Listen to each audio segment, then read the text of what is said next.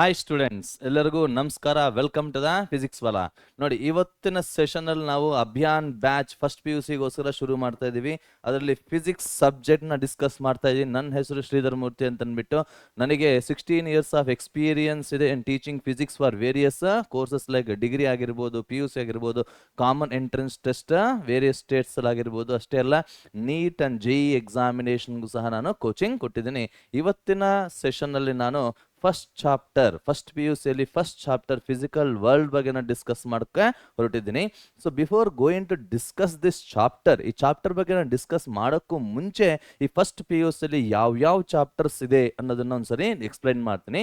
ಅಷ್ಟೇ ಅಲ್ಲ, ನಿಮಗೆ ಈ first PUC physics paper model ಹೇಗಿರುತ್ತೆ, ಅದರಿಂದ ನಿಮಗೆ ಹೇಗೆ ಬೆನಿಫಿಟ್ ಮಾಡ್ಕೋಬಹುದು ಅಂತಂದ್ಬಿಟ್ಟು ಎಲ್ಲ ಎಕ್ಸ್ಪ್ಲೈನ್ ಮಾಡಿಕೊಂಡು ಆಮೇಲಿಂದ ಚಾಪ್ಟರ್ನ ಶುರು ಮಾಡ್ತೀನಿ. ಇಂಪಾರ್ಟೆಂಟ್ ಕಾನ್ಸೆಪ್ಟ್ಸ್, ಸರಿನಾ ರೀ? So welcome to the session. ನೋಡಿ, ಇಲ್ಲಿ ಇವತ್ತಿನ ಸೆಷನ್ ಅಲ್ಲಿ ನಾನು ಫಸ್ಟ್ NCERT ಸಿಲೆಬಸ್ ಬಗ್ಗೆ ನಾವು ಡಿಸ್ಕಸ್ ಮಾಡ್ಕೊಂಡು ಹೋಗೋಣ. ಅಂದ್ರೆ ಬೋರ್ಡ್ NCERT ಅಂತಂದಾಗ ಸೆಕೆಂಡ್ PUC ಅನ್ನೋದು ನಿಮಗೆ NCERT ನ ಫಾಲೋ ಮಾಡುತ್ತೆ. ಸೊ ಅದನ್ನ ಬೇಸ್ ಮಾಡಿಕೊಂಡು ನಿಮಗೆ ಏನೇನು ಚಾಪ್ಟರ್ಸ್ ಇದೆ ಅಂತ ನಾವು ಡಿಸ್ಕಸ್ ಮಾಡೋಣ. ನೋಡಿ, ಇಲ್ಲಿ NCERT ಹೋಗಿದ್ದ ನಿಮಗೆ ಎರಡು ಪಾರ್ಟ್ಸ್ ಇರುತ್ತೆ, ಪಾರ್ಟ್ 1 ಅಂಡ್ ಪಾರ್ಟ್ 2 ಅಂತ ಅಂದ್ಬಿಟ್ಟು. ಓಕೆನಾ ರೀ? Part 1 and part 2. Got it my here? Part 1 ಅಲ್ಲಿ ಏನು ಹೇಳ್ತೇವೆ, what are the chapters are there ಅಂತಂದ್ರೆ, first one it is physical world ಅಂತ ಹೇಳ್ತೀವಿ. ಫಿಸಿಕಲ್ ವರ್ಲ್ಡ್ ಏನು ಯಾಕೆ ಬೇಕಿದು ಅಂತಂದಾಗ, ನೋಡಿ, ಪ್ರೀವಿಯಸ್ಲಿ ಸ್ಟಾರ್ಟಿಂಗ್ ಅಲ್ಲಿ NCERT ಸಿಲೆಬಸ್ ನಾವು ಅಡಾಪ್ಟ್ ಮಾಡ್ಕೊಂಡ್ಮೇಲೆ ಈ ಫಸ್ಟ್ PUC ಫಸ್ಟ್ ಚಾಪ್ಟರ್ ಇಂದ ನಿಮಗೆ ಯಾವುದೇ ರೀತಿ ಕ್ವಶನ್ಸ್ ಅರೈಸ್ ಆಗ್ತಾ ಇರಲಿಲ್ಲ. ಆದರೆ ಇತ್ತೀಚೆಗೆ ಒಂದು 2 to 3 years ಇಂದ ನಿಮಗೆ ಫಸ್ಟ್ ಚಾಪ್ಟರ್ ಇಂದ ಸಹ ಕ್ವಶನ್ಸ್ ಅನ್ನೋದು ನಿಮಗೆ ಬರ್ತಾ ಇದೆ. In the form of 1 marks or in the form of fill in the blanks or MCQs ಅಂತಾನು ಹೇಳ್ಬೋದು, for your entrance examination also. And second one ಹೋಗಿದ್ದ ನಿಮಗೆ we can say that units and measurements ಅಂತ ಬರುತ್ತೆ. Units and measurements. ಓಕೆನಾ? ನೋಡಿ, third chapter ನಿಮಗೆ if I go through it, you can get motion in straight line ಅಂತ ಹೇಳ್ತೀವಿ. ಇಲ್ಲ ಅಂತಂದ್ರೆ ಮೋಷನ್ ಇನ್ 1 dimension ಅಂತಾನು ಕರಿಬಹುದು. And fourth one, whenever we go to fourth chapter, that is motion in a plane ಅಂತ ಹೇಳ್ತಾ ಇದೀವಿ. And fifth one is also an important chapter which is familiar to you, that is Newton's laws of motion. And later see that ಇಲ್ಲೇ remaining chapters ಬರೀತೀನಿ. ನೋಡಿ, ಇಲ್ಲಿ sixth chapter ನಿಮಗೆ part 1 ಬಗ್ಗೆ ನಾನು ಡಿಸ್ಕಸ್ ಮಾಡ್ತಾ ಇದ್ದೀನಿ, that is work, energy and power. ಇದರೆಲ್ಲ ನೀವು ವರ್ಡ್ಸ್ ಎಲ್ಲ ಓದೇ ಇರ್ತೀರ. ನೀವು ಯಾವುದರಲ್ಲಿ ಬೇಸಿಕ್ ನಿಮ್ಗೆ 8th 9th 10th ಸ್ಟ್ಯಾಂಡರ್ಡ್ಸ್ ಅಲ್ಲಿ ವರ್ಡ್ಸ್ ಅಲ್ಲಿ ನೀವು ಓದಿರ್ತೀರಾ. ಅಂಡ್ ನೆಕ್ಸ್ಟ್ 7th ಚಾಪ್ಟರ್ ಬಂದ್ಬಿಟ್ಟು ನಿಮಗೆ it is system of particles ಅಂತ ಹೇಳ್ತಾರೆ. System of particles, got it my here? And later 8th chapter ನಿಮಗೆ we can go with gravitation chapter. ಇದೆಲ್ಲ almost all ನಿಮಗೆ ಮೆಕ್ಯಾನಿಕ್ಸ್ ಅಂತ ಕರಿತೀವಿ. These are the chapters which are involved in mechanics ಅಂತಾನೆ ಕರಿಬಹುದು. Next part 2 ಅಲ್ಲಿ ಏನೇನು chapters ಇದೆ ಅಂತ ನಾವು ಬ್ರೀಫ್ ಆಗಿ ಡಿಸ್ಕಸ್ ಮಾಡ್ಕೊಂಡು ಹೋಗೋಣ. ಸೊ ಅಬ್ಸರ್ವ್ ಮಾಡಿ, ಪಾರ್ಟ್ 2 ಅಲ್ಲಿ ನಿಮಗೆ ಫಸ್ಟ್ ಚಾಪ್ಟರ್ ಬಂದ್ಬಿಟ್ಟು ನಿಮಗೆ mechanical properties of solids. Mechanical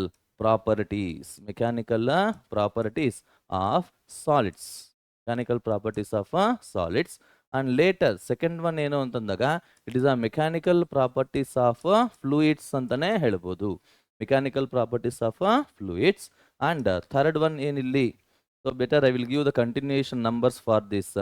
ನೋಡಿ, ಇಲ್ಲಿ 8th ಚಾಪ್ಟರ್ ಆದಮೇಲೆ 9th ಅಲ್ವಾ, 9th ಆದಮೇಲೆ 10th ಬರುತ್ತೆ. 11th ಚಾಪ್ಟರ್ ನಿಮಗೆ ಥರ್ಮಲ್ ಪ್ರಾಪರ್ಟೀಸ್ ಆಫ್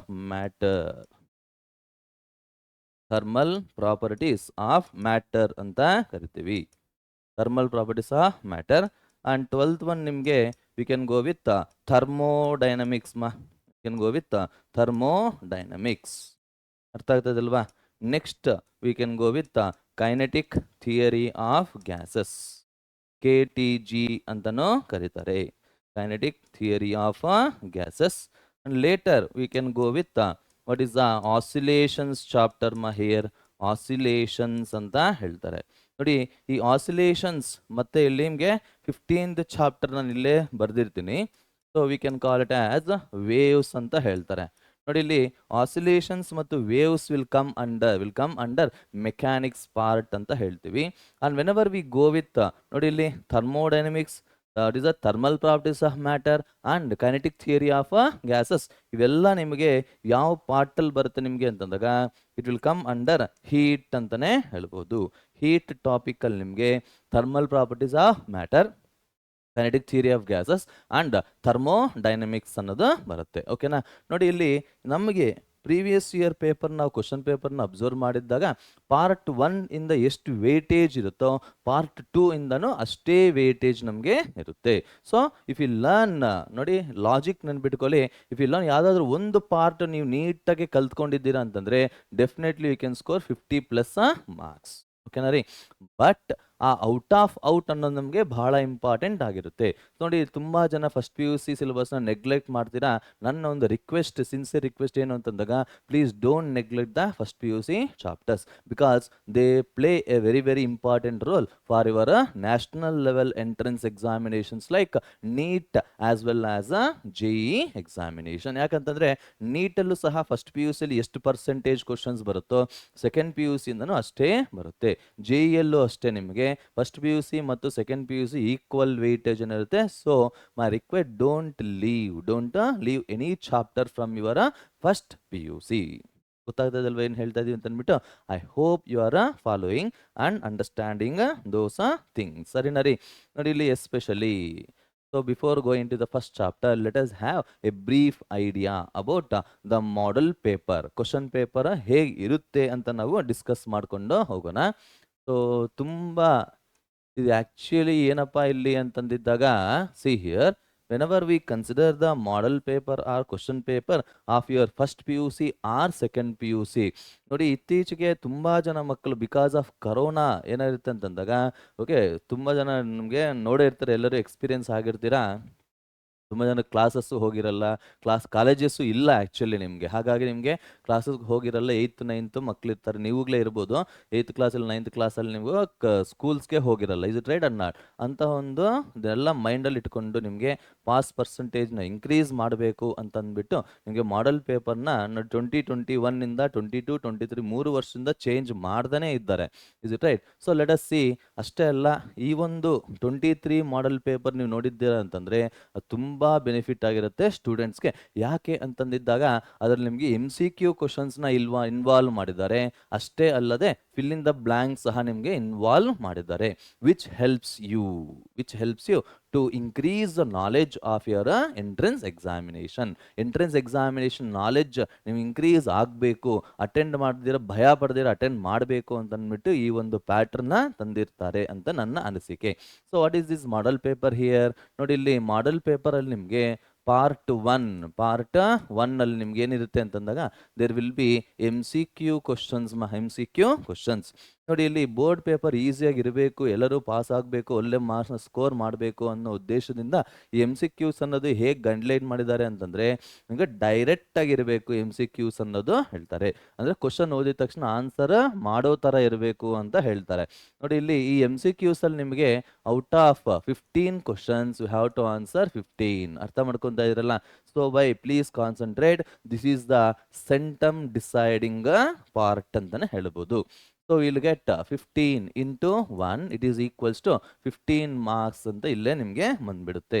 ನೆಕ್ಸ್ಟ್ ನಿಮಗೆ ಪಾರ್ಟ್ 2 ಅಂತ ಹೇಳ್ತಾ ಇದ್ದೀನಿ. ಪಾರ್ಟ್ 2 ಅಲ್ಲಿ ನಿಮಗೆ ಫಿಲ್ ಇನ್ ದ ಬ್ಲ್ಯಾಂಕ್ಸ್. ನೀವು ಸ್ಕೂಲ್ ಲೆವೆಲ್ಸಿಂದ ಚೆನ್ನಾಗಿ ಓದ್ಬಿಟ್ಟು ಬಂದಿರ್ತೀರಾ, how to answer the fill in the blanks. ಇಲ್ಲೂ ನಿಮ್ಗೆ ತುಂಬ ಕಷ್ಟ ಆಗಲ್ಲ. ನಿಮಗೆ ಫಿಲ್ ಇನ್ ದಿ ಬ್ಲ್ಯಾಂಕ್ಸಲ್ಲೂ ಸಹ ನಿಮಗೆ ಚಾಯ್ಸಸ್ ಅನ್ನೋದು ನಿಮಗೆ ಕೊಟ್ಟಿರ್ತಾರೆ. ಆ ಸೂಟಬಲ್ ಚಾಯ್ಸ್ನ ಕರೆಕ್ಟ್ ಬ್ಲ್ಯಾಂಕಲ್ಲಿ ಫಿಲ್ ಮಾಡಿದ್ರೆ ಸಾಕು, ನಿಮಗೆ ಆನ್ಸರ್ ಸಿಕ್ಕಿಬಿಡುತ್ತೆ. ನೋಡಿ ಇಲ್ಲಿ ಫಿಲ್ ಇನ್ ದ ಬ್ಲ್ಯಾಂಕ್ಸಲ್ಲಿ ನಿಮಗೆ 5 ಕ್ವಶನ್ಸ್ ಕೊಟ್ಟಿರ್ತಾರೆ. You have to answer 5. Okay, so 5 into 1 which is equals to 5 marks ಅಂತಾನೆ ಹೇಳ್ಬೋದು. ಸರಿನಾ ರೀ. Later we have to understand about part 3. ನೋಡಿ ಇಲ್ಲಿ ಪಾರ್ಟ್ 3 ಪಾರ್ಟ್ 4 ಅನ್ನೋದು ನಿಮಗೆ ಪಾರ್ಟ್ 5 ಎಲ್ಲ ನಿಮಗೆ ಈಸಿಯಾಗಿ ಎಲ್ಲರೂ ಯಾರು ಬೇಕಾದರೂ ಆನ್ಸರ್ ಮಾಡ್ತಾರೆ. ಆದರೆ ಕ್ರಿಟಿಕಲ್ ಆಗಿರೋದು ಸೆಂಟಮ್ನ ಡಿಸೈಡ್ ಮಾಡೋ ಪಾರ್ಟ್ಸ್ ಯಾವುದು ಅಂತಂದರೆ part 1 part 2 and also last part that is numerical problems. ಸರಿನಾ ರೀ. ಪಾರ್ಟ್ 3 ನಾವು ಹೋಗಿದ್ದಾಗ there will be 2 marks questions here there will be 2 marks questions. ಈ 2 marks questions ಅಲ್ಲಿ 9 ಕ್ವಶನ್ ಕೊಟ್ಟಿರ್ತಾರೆ ನೋಡಿ ಇಲ್ಲಿ. there will be given 9 questions to you. out of 9 you have to answer only 5 questions here. 5 into 2 ಅಂತಂದಾಗ I will get only 10 marks. that is part 4 ನೋಡೋಣ ಇಲ್ಲಿ. Part 4 ಅಲ್ಲಿ ನಿಮಗೆ 3 marks questions ಇರುತ್ತೆ. 3 marks questions ನಿಮಗೆ ಇರುತ್ತೆ. ಈ 3 marks questions ಅಲ್ಲೂ ಸಹ ನಿಮಗೆ 9 ಕ್ವಶನ್ ಅಲ್ಲಿ ನೀವು ಬರಿಬೇಕಾಗಿರೋದು only 5 questions. So 5 into 3 it is equals to 15 marks ಅಂತ ಹೇಳ್ಬೋದು. 15 marks. ಸರಿ ನರಿ, ಅರ್ಥ ಆಗ್ತದೆ ಎಲ್ಲ ಕ್ವಶನ್ ಪೇಪರ್ ಹೇಗಿರುತ್ತೆ ಅಂತ ಅಂದ್ಬಿಟ್ಟು. ಸೊ ಬೇಸ್ಡ್ ಆನ್ ದಿಟ್ ನೋಡಿ ಇಲ್ಲಿ ಚಾಯ್ಸ್ನ ಅಬ್ಸರ್ವ್ ಮಾಡಿ. 2 marks ಅಲ್ಲಿ ಆಗಿರ್ಬೋದು, 3 marks ಅಲ್ಲಿ ಆಗಿರ್ಬೋದು, ಎಷ್ಟು ನಂಬರ್ ಆಫ್ ಚಾಯ್ಸ್ ಇದೆ ಅಂತಂದ್ರೆ ನೀಟಾಗಿ ನೀವು ಅಬ್ಸರ್ವ್ ಮಾಡಬಹುದು. ಗೊತ್ತಾಗ್ತದಲ್ವಾ? After this 3 marks questions, after this 3 marks questions ನಿಮಗೆ ಇರೋದು ನಿಮಗೆ 5 marks questions ಅನ್ನೋದು ನಿಮಗೆ ಬರುತ್ತೆ. ವಾಟ್ ಆರ್ ದೇ ಅಂತಂದಾಗ we can say it is part 5 ಅಲ್ಲಪ್ಪ, ನಿಮಗೆ ಪಾರ್ಟ್ 5 ಅಂತ ಹೇಳ್ತಾ ಇದೆ. ನಿಮಗೆ ಪಾರ್ಟ್ 5 ಅಲ್ಲಿ ನಿಮಗೆ 5 marks questions ಅನ್ನೋದು ನಿಮಗೆ ಬರುತ್ತೆ. ಈ 5 marks questions ಎಷ್ಟಿರುತ್ತೆ ನಿಮಗೆ ಅಂತಂದಾಗ there will be overall 6 questions ಕೊಟ್ಬಿಟ್ಟು ನಿಮಗೆ they will ask you to write only 3 questions ಅಂತ ಹೇಳ್ತೀವಿ. So 3 into 5 it is equals to 15 marks ಅಂತ ಹೇಳ್ಬೋದು. 15 marks. ಗೊತ್ತಾಗ್ತದೆ ಅಲ್ವಾ ಏನು ಹೇಳ್ತಾ ಇದೀವಿ ಅಂತ ಅಂದ್ಬಿಟ್ಟು? ಪ್ಲೀಸ್ ಅರ್ಥ ಮಾಡಿಕೊಳ್ಳಿ. And later we can go with part 6 part 6. Okay, part 6 ನಾನು ಹೇಳ್ತಾ ಇದ್ದೀನಲ್ಲ ನಿಮಗೆ. ಓಕೆ, ಔಟ್ ಆಫ್ ಸೆಂಟಮ್ನ ಡಿಸೈಡ್ ಮಾಡತಕ್ಕಂಥ ಒನ್ ಆಫ್ ದ ಸೆಕ್ಷನ್ಸ್ ಅಂತಾನೆ ಹೇಳ್ಬೋದು. It is 5 marks. 5 marks problems ಅಂತ ಹೇಳ್ದು. 5 marks ಪ್ರಾಬ್ಲಮ್ಸ್. ಇದು ಅಷ್ಟೇ ನಿಮಗೆ. They will be giving only 4 questions. We have to answer only 2 marks. Half of the choice ಇರುತ್ತೆ ನಿಮಗೆ. 2 into 5 there will B 10 marks. ಓಕೆನಾ? ದೇರ್ ಫೋರ್ ಇಲ್ಲಿ ಥಿಯರಿ ಪೇಪರಲ್ಲಿ ನಿಮಗೆ ಟೋಟಲ್ ನಿಮ್ಗೆ ಎಷ್ಟು ಬರುತ್ತೆ ಅಂತಂದಾಗ ನೋಡಿ ಇಲ್ಲಿ 10 + 15 25 ಆಗಿರುತ್ತೆ. 25 + 15 ಎಷ್ಟು ಬರುತ್ತೆ ನಿಮ್ಗೆ ಇಲ್ಲಿ? 30 40 50 ಆಮೇಲಿಂದ 70 marks ನಿಮಗೆ ಬಂದ್ಬಿಡುತ್ತೆ. 70 marks. ಓಕೆನಾ? And whenever we go with practicals here, practicals ನಿಮ್ಗೆ ಎಷ್ಟಿರುತ್ತೆ ನಿಮಗೆ ಅಂತಂದಾಗ there will be 30 marks. And therefore total overall ಆಗಿ ನಿಮಗೆ ವಿಲ್ ಗೆಟ್ 100 marks. ನೋಡಿ ಇಲ್ಲಿ 100 marks ಹೇಗೆ ಸ್ಪ್ಲಿಟ್ ಅಪ್ ಆಗಿದೆ, ಪ್ರಾಕ್ಟಿಕಲ್ಸ್ಗೂ ಮತ್ತು ಥಿಯರಿಗೂ ಹೇಗೆ ಸ್ಪ್ಲಿಟ್ ಅಪ್ ಆಗಿದೆ ಅಂತ ನಮಗೆ ಎಕ್ಸ್ಪ್ಲೈನ್ ಮಾಡಿದ್ದೀನಿ. ಈ 30 marks ಅನ್ನೋದು ನಿಮಗೆ ತುಂಬ ಈಸಿಯಾಗೆ ಸ್ಕೋರ್ ಮಾಡಬಹುದು. ಓಕೆನಾ? ನನ್ನೊಂದು ರಿಕ್ವೆಸ್ಟ್ ಏನಪ್ಪ ಅಂತಂದಾಗ, ನೀವು ಕಾಲೇಜಲ್ಲಿ ತುಂಬ ಚೆನ್ನಾಗಿದ್ದೀರಾ ಟೀಚರ್ಸ್ ಜೊತೆ ಅಂತಂದರೆ ಆರಾಮಾಗಿ ಔಟ್ ಆಫ್ ಔಟ್ ಬಂದುಬಿಡುತ್ತೆ. ಇದು ಇಸ್ ಅ ಹಿಂಟ್ ಅಂತಲೇ ಹೇಳ್ಬೋದು. ಸೊ ಪ್ಲೀಸ್ ಚೆನ್ನಾಗಿರ್ರಿ, ಚೆನ್ನಾಗಿ ಓದ್ಕೊಳ್ಳಿ. ಡೆಫಿನೆಟ್ಲಿ ನಿಮಗೆ ಈ 30 marks ಫ್ರೀಯಾಗೆ ಬಂದುಬಿಡುತ್ತೆ ಅಂತಲೇ ಹೇಳ್ಬೋದು. ಬಟ್ ಅದು ಹೇಗೆ ಸ್ಪ್ಲಿಟ್ ಅಪ್ ಆಗಿದೆ ಅಂತಂದ್ಬಿಟ್ಟು ನಿಮ್ಗೆ ಯಾವುದಾದ್ರೂ ಒಂದು ಕ್ಲಾಸಲ್ಲಿ ನಮಗೆ ಎಕ್ಸ್ಪ್ಲೈನ್ ಮಾಡ್ತೀನಿ. Is it right? ನೋಡಿ ಇವಾಗ ನಾವು this is a model paper given to you. ನಾವು let us discuss the first chapter, that is physical world ಬಗ್ಗೆ ನಾವು ಡಿಸ್ಕಸ್ ಮಾಡ್ಕೊಂಡು ಹೋಗೋಣ. ಇವತ್ತಿನ ಸೆಷನ್ನಲ್ಲಿ ವಿ ಡಿಸ್ಕಸ್ ಫಿಸಿಕಲ್ ವರ್ಲ್ಡ್. ನಾನು ಹೇಳ್ತಾ ಇದ್ದೀನಲ್ವಾ, ಈ ಫಿಸಿಕಲ್ ವರ್ಲ್ಡ್ ಚಾಪ್ಟರಿಂದ ನಿಮಗೆ okay there we can expect 1 mark ಅಂತ ಹೇಳ್ಬೋದು. ಇಲ್ಲ ನಿಮ್ಮ ಅದೃಷ್ಟ ಚೆನ್ನಾಗಿದೆ ಅಂತಂದ್ರೆ 2 marks ಸಹ ನೀವು ಎಕ್ಸ್ಪೆಕ್ಟ್ ಮಾಡಬಹುದು. ಸರಿನರಿ? So let us learn about the physical world ಅನ್ನು ನಾವು ಏನೇನು ಓದ್ತೀವಿ ಅಂತಂದಾಗ let us see that introduction ಅಂತಂದ್ರೆ ಸೈನ್ಸ್ ಅಂದ್ರೆ ಏನು, ಫಿಸಿಕ್ಸ್ ಅಂದ್ರೆ ಏನು, ಸೈನ್ಸ್ಗೆ ಯಾಕೆ ಅಷ್ಟು ಇಂಪಾರ್ಟೆನ್ಸ್ ಇದೆ, ಸೈನ್ಸ್ ಅನ್ನೋದು ನಮ್ಮ ಒಂದು ಲೈಫಲ್ಲಿ ಹೇಗೆ ಬಂತು, ಇಸ್ ಇಟ್ ರೈಟ್ ಅಷ್ಟೇ ಅಲ್ಲ, ಎಸ್ಪೆಷಲಿ ಫಿಸಿಕ್ಸ್ ಸೈನ್ಸಲ್ಲಿ ಯಾವ್ಯಾವ ಬ್ರಾಂಚಸ್ ಇದೆ, ಆ ಬ್ರಾಂಚಸ್ ಅಲ್ಲಿ ಫಿಸಿಕ್ಸ್ ಅನ್ನೋದು ಸಹ ಒಂದು ಇಂಪಾರ್ಟೆಂಟ್ ಬ್ರಾಂಚ್ ಆಗಿರುತ್ತೆ. ಆ ಫಿಸಿಕ್ಸ್ ಎಷ್ಟು ನಮ್ಮ ಲೈಫ್ನ ಓಕೆ ಏನು ಹೇಳ್ಬೋದು ಡಿಟರ್ಮಿನ್ ಮಾಡುತ್ತೆ, ಎಷ್ಟು ನಮ್ಮ ಲೈಫ್ನ ರೂಲ್ ಮಾಡುತ್ತೆ ಅನ್ನೋದನ್ನೆಲ್ಲ ಎಕ್ಸ್ಪ್ಲೈನ್ ಮಾಡತಕ್ಕಂಥ ಚಾಪ್ಟರ್ ನಿಮಗೆ ಫಿಸಿಕಲ್ ವರ್ಲ್ಡ್ ಅಂತ ಹೇಳ್ತಾರೆ. ಈ ಫಿಸಿಕಲ್ ವರ್ಲ್ಡ್ ಅನ್ನೋದು ನಿಮಗೆ ಫಿಸಿಕ್ಸ್ ಇಂಪಾರ್ಟೆನ್ಸ್ ಬಗ್ಗೆ ನಾವು ಡಿಸ್ಕಸ್ ಮಾಡ್ತೀವಿ. ಇಸ್ ಇಟ್ ರೈಟ್ ಬಟ್ ನನ್ನ ಒಂದು ರಿಕ್ವೆಸ್ಟ್ ಏನು ಅಂತಂದರೆ, ಈ ಫಿಸಿಕಲ್ ವರ್ಲ್ಡ್ ಚಾಪ್ಟ್ರಲ್ಲಿ ನಿಮಗೆ especially scientist and their inventions ಅಂತ ಬರುತ್ತೆ. ಅದು ನೀವು ಕಂಪಲ್ಸರಿ ಓದಲೇಬೇಕು. ಅದಕ್ಕೆ ನೀವು NCERT ರೆಫರ್ ಮಾಡಬೇಕು. ನಾನು ಇಲ್ಲಿ ನಿಮಗೆ ಎಕ್ಸ್ಪ್ಲೈನ್ ಮಾಡಲ್ಲ. If you refer NCERT table number there are table 3 table or columns ಇದೆ ನಿಮಗೆ. ಫಸ್ಟ್ ಟೇಬಲ್ಸಲ್ಲಿ ನಿಮಗೆ ಸೈಂಟಿಸ್ಟ್ ಅಂಡ್ ದೇರ್ ಇನ್ವೆನ್ಷನ್ಸ್ ಇರುತ್ತೆ. ಸೆಕೆಂಡ್ ಟೇಬಲಲ್ಲಿ ನಿಮಗೆ most probably physics and how the physical laws are related for the development of technologies ಅಂತ ಹೇಳ್ತಾರೆ by various scientists. Okay, ಅದ್ರ ಬಗ್ಗೆ ನಾವು ಡಿಸ್ಕಸ್ ಮಾಡಿಕೊಂಡು what is this scientific method ಅಂದ್ರೆ ಏನು ಅಂತ ನೋಡೋಣ. ಆಮೇಲೆ scope and excitement of physics and later we have to understand what are the fundamental forces and later we have to think about what is the nature of physical laws. ಅರ್ಥ ಆಗ್ತದೆ ಅಲ್ವಾ? So let us learn about what is a science. Science ಅಂದ್ರೆ ಏನು? What is the meaning of the science? How the science has arrived into our life. ನಮ್ಮ life science ಅನ್ನೋದು ಹೇಗೆ ಬಂತು ಅಂತಂದ್ರೆ ಒಂದ್ಸರಿ ಸಿಂಪಲ್ ಆಗಿ ಯೋಚನೆ ಮಾಡಿ. ಸೊ ಸಿ ಹಿಯರ್ ದ ಮನುಷ್ಯನ ತಲೆ ಸುಮ್ಮನೆ ಇರಲ್ಲ. ಓಕೆ, ಏನ್ ಮಾಡುತ್ತೆ ಅಂತಂದಾಗ it always keeps enquiring what is happening around us. ನಮ್ಮ ಸುತ್ತು ಏನ್ ನಡೀತಾ ಇದೆ ಅನ್ನೋದ್ರ ಬಗ್ಗೆ ಯೋಚನೆ ಮಾಡಿಕೊಂಡು ಹೋಗ್ತಾ ಇರುತ್ತೆ. That imaginative and inquiring mind of human being lead to the branch called as a science ಅಂತ ಹೇಳ್ತಾ ಇದೀವಿ. ಅರ್ಥ ಆಗ್ತದಲ್ವಾ ಏನ್ ಹೇಳ್ತಾ ಇದೀವಿ ಅಂತ ಅಂದ್ಬಿಟ್ಟು? So see here I will write A sentence here. The imaginative and inquiring human mind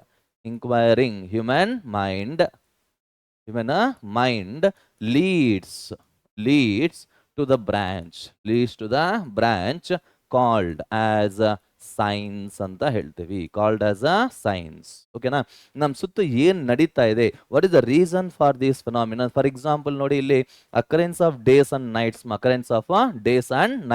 ನಾವು ನೋಡಿದಾಗ ಹೇಗ್ ಬರ್ತಾ ಇದೆ ಅಂತ ನಾವು ಯೋಚನೆ ಮಾಡಬಹುದು. ಅಷ್ಟೇ ಅಲ್ಲ, ನೀವು ನೈಟ್ ಟೈಮ್ಸ್ ನಾವು ಸ್ಕೈನ ನಾವು ನೋಡಿದಾಗ ಹೌದು ಟ್ವಿಂಕ್ಲಿಂಗ್ ಆಫ್ ಸ್ಟಾರ್ಸ್ ಅಂತ ಹೇಳ್ತಾರೆ. Twinkling of stars. Why the stars twinkle? These are all the phenomena which will make the human mind to think.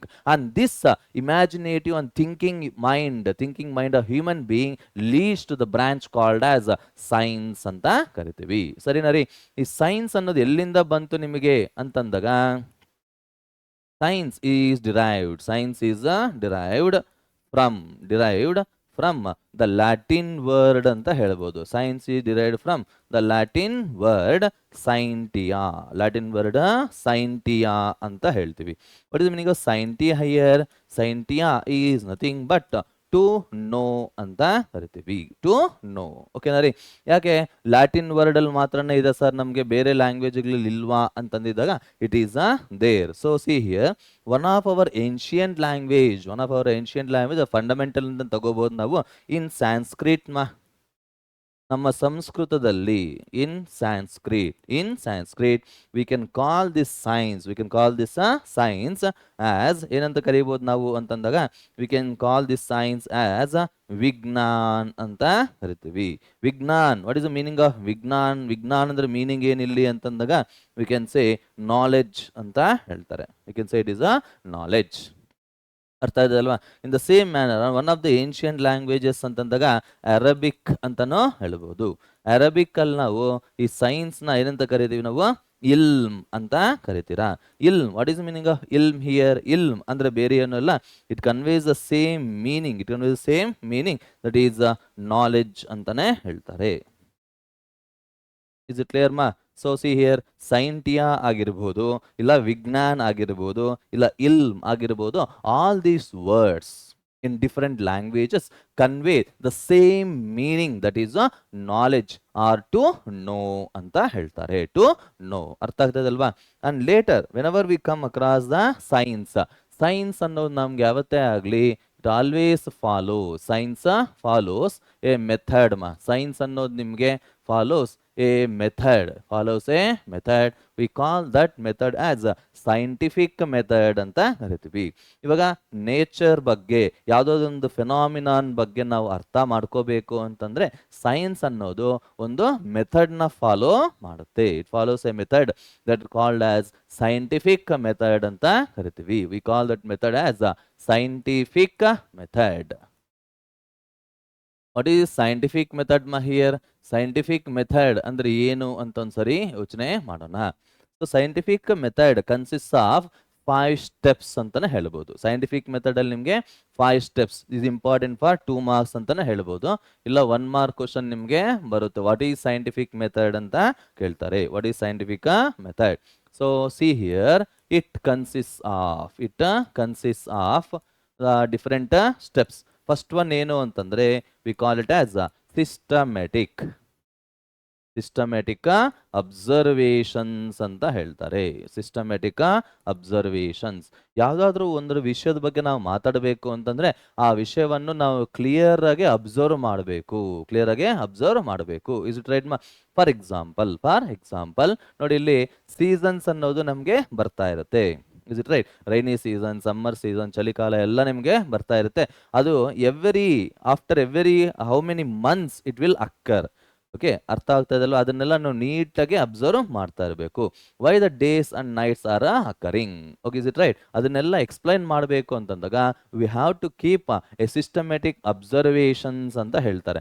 Litre we have to give a qualitative and quantitative explanation for our observations. ನಾವು ಯಾಕೆ ಒಂದು phenomena observe ಮಾಡ್ತಾ ಇದೀವಿ, what is the reason behind it ಅನ್ನೋದ್ರ ಬಗ್ಗೆ ನಾವು explain ಮಾಡ್ತೀವಿ. Is it right ಮಾ? So see here, qualitative and quantitative reasoning ಅಂತ ಹೇಳ್ತಾರೆ. Qualitative and quantitative reasoning or explanation ಅಂತಾನು ಹೇಳ್ಬೋದು. Qualitative and quantitative reasoning or explanation for our observations to explain a physical phenomenon. Is it right ಮಾ? And later we have to understand what is the thing. Third step ಏನು ಅಂತಂದಾಗ we can say it is mathematical modeling. ಅಂತ ಹೇಳ್ತಾರೆ. and later fourth step ನಿಮಗೆ there is a controlled experiments. ನಾವು ಯಾವ ಫಿನಾಮಿನಾನ್ ಬಗ್ಗೆ ನಾವು ಅಬ್ಸರ್ವ್ ಮಾಡ್ತಾ ಇರ್ತೀವೋ ಅದ್ರ ಮೇಲೆ ನಾವು ಕಂಟ್ರೋಲ್ ಆಗಿ ಎಕ್ಸ್ಪೆರಿಮೆಂಟ್ಸ್ ನಾವು ಮಾಡಬೇಕು. ಹೇಗಂದ್ರೆ ನಾವು ಹಾಗೆ ಮಾಡಬಾರ್ದು. There will be a proper procedure to do experiment ಅಂತ ಹೇಳ್ತಾರೆ. And fifth one we have to think about what is the verification of the results. Verification of results. ನಾನು ಇವಾಗ ಎಕ್ಸ್ಪೆರಿಮೆಂಟ್ ಮಾಡಿರ್ತೀನಿ. ಆ ಎಕ್ಸ್ಪೆರಿಮೆಂಟ್ ರಿಸಲ್ಟ್ ನಮಗೆ ಅನುಕೂಲವಾಗಿದಾ ಇಲ್ಲ ಅಂತ ಅನನುಕೂಲವಾಗಿದಾ, ಅಂದರೆ ಕರೆಕ್ಟ್ ಆಗಿದಾ ರಾಂಗ್ ಇದಾ ಅನ್ನೋದು ನಾವು ಅದ್ರ ಬಗ್ಗೆ ನಾವು ವೆರಿಫೈ ಮಾಡಬೇಕು. We have to justify the result our self. ಓಕೆನಾ ರೀ?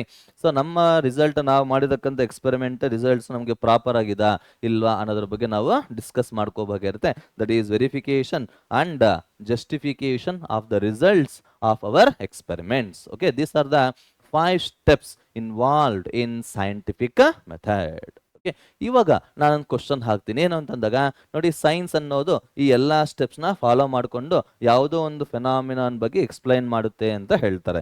ಇವಾಗ ಕ್ವಶನ್ ನಿಮಗೆ ಆಯಿತು, ಇದೆಲ್ಲ ಒಂದು ಎಕ್ಸ್ಪ್ಲೈನ್ ಮಾಡ್ತಾರೆ, ಅಲ್ಲಿಗೆ ಸೈನ್ಸ್ ಅನ್ನೋದು ಎಂಡ್ ಆಗೋಯ್ತಾ? Will the science ends after doing all these things ಮಾ? ಓಕೆ ಅಂತ ಅಂದಿದ್ದಾಗ ನಾವು ಥಿಂಕ್ ಮಾಡಬೇಕು. ಇಸ್ ಇಟ್ ರೈಟ್ ಮಾ? So science is set to be ever dynamic. It never ends ಅಂತ ಹೇಳ್ತಾರೆ. So after doing all these things also scientific method ನಾವು follow ಮಾಡಿಬಿಟ್ಟು ಒಂದು ಫಿನಾಮಿನಾನ್ ಬಗ್ಗೆ ಎಕ್ಸ್ಪ್ಲೈನ್ ಮಾಡಿಬಿಟ್ಟು ಅಲ್ಲಿಗೆ ಸೈನ್ಸ್ ಎಂಡ್ ಆಗುತ್ತಾ ಅಂತಂದ್ರೆ ಸೈನ್ಸ್ ನೆವರ್ ಎಂಡ್ಸ್ ಅಂತ ಹೇಳ್ತಾನೆ. So we can say science is ever dynamic. Science is set to be ever dynamic ಅಂತ ಹೇಳ್ತಾರೆ. ಯಾಕೆ ಎವರ್ ಡೈನಮಿಕ್ ಅಂತ ನಾವು ಕ್ವಶನ್ ಹಾಕೊಂಡಿದ್ದಾಗ ನೋಡಿ, ಇಲ್ಲಿ in this world or in this universe ಅಂತಾನೆ ಹೇಳ್ಬೋದು. No theory is a final theory, no experiment result is a final result ಅಂತ ಹೇಳ್ತಾರೆ. ಯಾಕೆ ಅಂತಂದಿದ್ದಾಗ ಒಂದು ಫೆನಾಮಿನಾನ್ ಬಗ್ಗೆ ಥಿಯರಿ ಅಂತಂದಾಗ ಮ್ಯಾಥಮೆಟಿಕಲ್ ಪಾರ್ಟ್ ಅಂತಾನೆ ಹೇಳ್ಬೋದು ನಮ್ಮ ಒಂದು ಲ್ಯಾಂಗ್ವೇಜ್ ಅಲ್ಲಿ. ಎಕ್ಸ್ಪೆರಿಮೆಂಟ್ ಅಂತಂದಾಗ ಎಲ್ರಿಗೂ ಗೊತ್ತೇ ಇರುತ್ತೆ ನಿಮಗೆ. ನೋಡಿ, ಒಂದು ಫೆನಾಮಿನಾನ್ ಬಗ್ಗೆ ಥಿಯರಿಟಿಕಲ್ ಅಂದ್ರೆ ಮ್ಯಾಥಮೆಟಿಕಲ್ ಆಗಿ ಒಂದು ರಿಸಲ್ಟ್ ಬರುತ್ತೆ. ಓಕೆ, ಎಕ್ಸ್ಪೆರಿಮೆಂಟಲ್ ಆಗಿ ಒಂದು ರಿಸಲ್ಟ್ ಬರಬೇಕು. ಒಂದು ರಿಸಲ್ಟ್ ಬರುತ್ತೆ. ಈ ಎಕ್ಸ್ಪೆರಿಮೆಂಟ್ ರಿಸಲ್ಟ್ ಮತ್ತು ಈ ಥಿಯರಿಟಿಕಲ್ ರಿಸಲ್ಟ್ ಎರಡೂ ಒಂದೇ ಸರಿ ಮ್ಯಾಚ್ ಆಗಿದ್ದೆ ಅಂತ ಅಂದಾಗ ಮಾತ್ರನೇ ಆ ಫೆನಾಮಿನಾನ್ ಕರೆಕ್ಟ್ ಅಂತ ಅರ್ಥ. ಇಲ್ಲದೆ ಹೋದ್ರೆ ಏನಾಗುತ್ತೆ ಅಂತಂದಾಗ ಎಕ್ಸ್ಪೆರಿಮೆಂಟಲ್ ರಿಸಲ್ಟ್ ಮತ್ತು ಥಿಯರಿಟಿಕಲ್ ರಿಸಲ್ಟ್ ಎರಡು ರಾಂಗ್ ಆಗಿದೆ, ಎರಡು ಡಿಸ್ಮ್ಯಾಚ್ ಆಗಿದೆ ಅಂತಂದು ಮಿಸ್ಮ್ಯಾಚ್ ಆಗಿದೆ ಅಂತಂದಿದ್ದಾಗ okay, there should be some corrections in our thinking ಅಂತ ನಾವು ಅರ್ಥ ಮಾಡ್ಕೋಬೇಕು. So because of this we can say science is ever dynamic.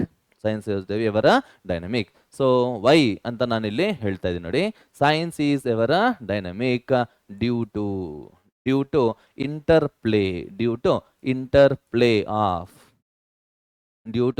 interplay of what and what ma ಅಂತಂದಾಗ interplay of theory and experiments ಅಂತ ಹೇಳ್ತಾರೆ. theory and experiments. Because of this reason only we have obtained quantum mechanics. ಅರ್ಥ ಮಾಡ್ಕೊಂತ ಇದ್ದೀರಾ? Until 19th century. ಒಂದು example ಹೇಳ್ತಾ ಇದ್ದೀನಿ ನಾನು ನಿಮಗೆ. ಎವರ್ ಡೈನಮಿಕ್ ಸೈನ್ಸ್ ಅನ್ನೋದು ಎವರ್ ಡೈನಮಿಕ್ಗೆ ಒಂದು ಎಕ್ಸಾಂಪಲ್ ಹೇಳ್ತಾ ಇದ್ದೀನಿ. Until 19th century the Newtonian mechanics called as classical mechanics ಅಂತ ಹೇಳ್ಬೋದು. It is more sufficient to understand the motion or phenomenon which occur in macroscopic world ಅಂತ ಹೇಳ್ತಾರೆ. ಮ್ಯಾಕ್ರೋಸ್ಕೋಪಿಕ್ ವರ್ಲ್ಡ್ ಅಂದ್ರೆ ನಮ್ಮ ಕಣ್ಣಿಗೆ ಕಾಣಿಸ್ತಾ ಇರತಕ್ಕಂಥ ಪ್ರಪಂಚದ ಬಗ್ಗೆ ನಾವು ಅರ್ಥ ಮಾಡ್ಕೋಬೇಕು ಅಂತಂದ್ರೆ ನ್ಯೂಟನ್ಸ್ ಲಾಸ್ ಅನ್ನೋದು ಸಾಕು ಅಂತ ಅನ್ಕೊಂತಾ ಇದ್ರು. ಆದರೆ ಆಫ್ಟರ್ ದ ಡಿಸ್ಕವರಿ ಆಫ್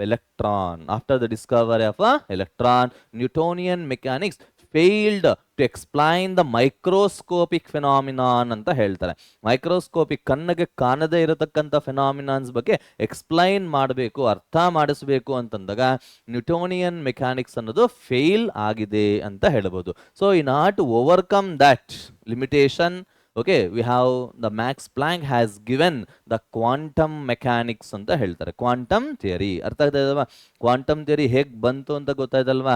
ನೋಡಿ, ಕ್ಲಾಸಿಕಲ್ ಮೆಕ್ಯಾನಿಕ್ಸ್ ಅನ್ನೋದು ಮ್ಯಾಕ್ರೋಸ್ಕೋಪಿಕ್ ಫಿನಾಮಿನಾನ್ಸ್ ಎಕ್ಸ್ಪ್ಲೈನ್ ಮಾಡೋದಕ್ಕೆ ಯೂಸ್ ಆಗುತ್ತೆ, ಆದ್ರೆ ಮೈಕ್ರೋಸ್ಕೋಪಿಕ್ ಎಕ್ಸ್ಪ್ಲೈನ್ ಮಾಡೋದಕ್ಕೆ ಫೇಲ್ ಆಗಿದೆ ಅಂತಾನೆ ಹೇಳ್ಬೋದು.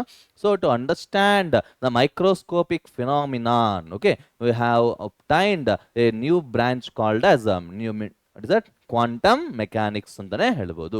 Like that, the interplay of theory and experiments has made science ever dynamic. ಅಂದ್ರೆ always it will in progress ಅಂತ ಅರ್ಥ. It never ends ಅಂತ ಅರ್ಥ. Understanding ma? Now let us see. Whenever we come to the science, science ಅಲ್ಲಿ ನಿಮಗೆ 3 important branches ಅನ್ನೋದು ಇದೆ. 3 important branches are there in science. In that, first branch is physics ಅಂತ ಹೇಳ್ತಾರೆ. First branch is physics and second one ನಿಮಗೆ we can go with chemistry ಅಂತ ಹೇಳ್ತಾರೆ. Second one is chemistry and later third one is biology ಅಂತಾನೆ ಹೇಳ್ಬೋದು. Is it right ma? These are the 3 fundamental branches of science ಅಂತ ಹೇಳ್ತೀವಿ. But whenever we come across all these 3 branches, ಈ 3 branch compare ಮಾಡಿದಾಗ physics is said to be the most fundamental branch ಅಂತ ಹೇಳ್ತಾರೆ. Physics is said to be the most fundamental branch ಅಂತ ಕರಿತೀವಿ. ಅರ್ಥ ಆಗ್ತದೆ ಯಾಕೆ ಅಂತಂದಾಗ physics is involve in our day to day life. ಕೆಮಿಸ್ಟ್ರಿಯಲ್ಲೂ ನಿಮಗೆ ಫಿಸಿಕಲ್ ಲಾಸ್ ಅನ್ನೋದು ಅಪ್ಲೈ ಮಾಡ್ತಾರೆ.